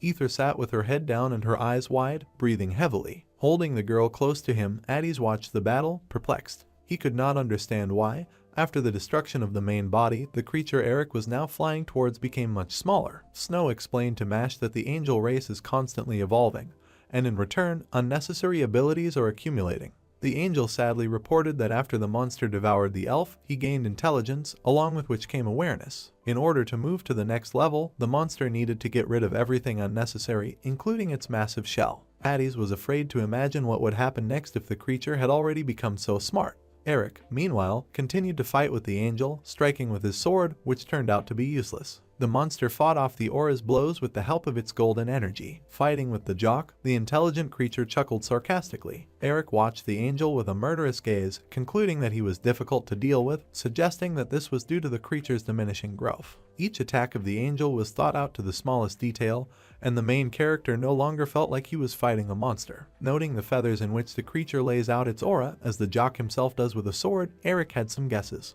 The monster was hidden by a dusty curtain, and the main hero began to swing his sword. Spinning, the angel flew out of the dust and debris at full speed. Appearing in front of the man, he completely repeated his techniques. Focused Eric attacked the angel with a sword with an aura. The blade passed by, the jock was shocked that he was so close, and the angel managed to dodge the blow. Eric watched with concern as the foot passed near his head. With a powerful kick, the angel threw the enemy away. The monster, releasing an aura into its feathers, prepared to attack, and meanwhile the main character covered herself with a massive sword. With a wicked smile, the creature was about to strike lengthwise. Eric was shocked to hear this. Golden energy rushed straight towards the sword, trying to disarm the jock. Having made a powerful blow, the angel smashed the protagonist's blade into pieces. The jock grinned angrily at his opponent. Eric decided to think about the angel's blow, remembering what happened in detail. While a sharp feather was flying over the protagonist's head, he came to a stunning conclusion. The angel cautiously noticed the flow of fiery energy approaching him. The magical flames hid the angel, consuming him completely. Eric was thrown back a little by the energy wave. Watching what was happening dumbfounded, the hunter concluded that the angel's blows were dangerous. Seeing the fire magic, Eric was perplexed. He turned around and was indignant that now the dragon stood on the rock in his true form with Ether and Snow on his head. The angel said with a smile that even if they escape, as soon as the monster comes out, it will be the end of everything. The crippled girl said that now she could only hold the staff, but they all needed to defeat the monster. Eric was shocked by his friend's words. An angel with his face covered by a wing began to speak, saying that he had been interrupted. He opened his face with sparkling golden eyes and threateningly asked not to interfere. The blonde angel held his hand with a feather in front of him, which had an aura in it, waiting for Eric to approach. The jock furiously rushed towards the creature, raising his sword. He looked displeasedly at his stomach, where a cut appeared and blood was flowing. The angel held his arms crossed in front of him, repeating the tactic of cutting crosswise and striking.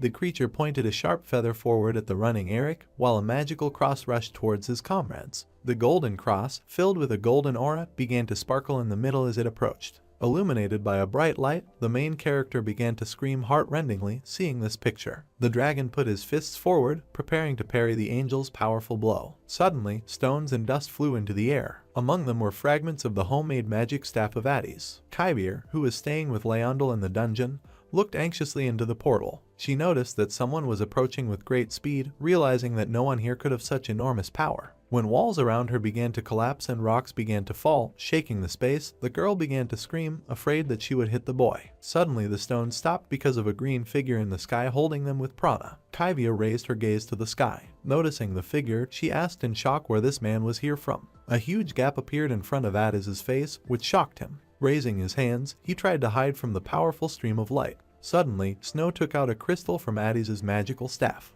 Next, he directed it straight into his mouth, after which Snow bit off part of the crystal. A strong explosion was heard throughout the dungeon. From what he saw, the main character screamed. Pieces of debris were visible in the air. Having moved to the hellish mountains, Ryu rushed towards the monster. With a malicious grin on his face, the monster declared that he had become stronger, noting that he did this at the expense of the death of someone like Ryu. Looking at the angry protagonist, the monster called him unusual. The main character said that he would kill him. Ryu's body was covered in an incredibly powerful aura. Continuing to grin, the monster rushed towards the main character. After their collision, a powerful explosion was heard in the territory of the hellish mountains. Having straightened its arms, the monster froze in one position.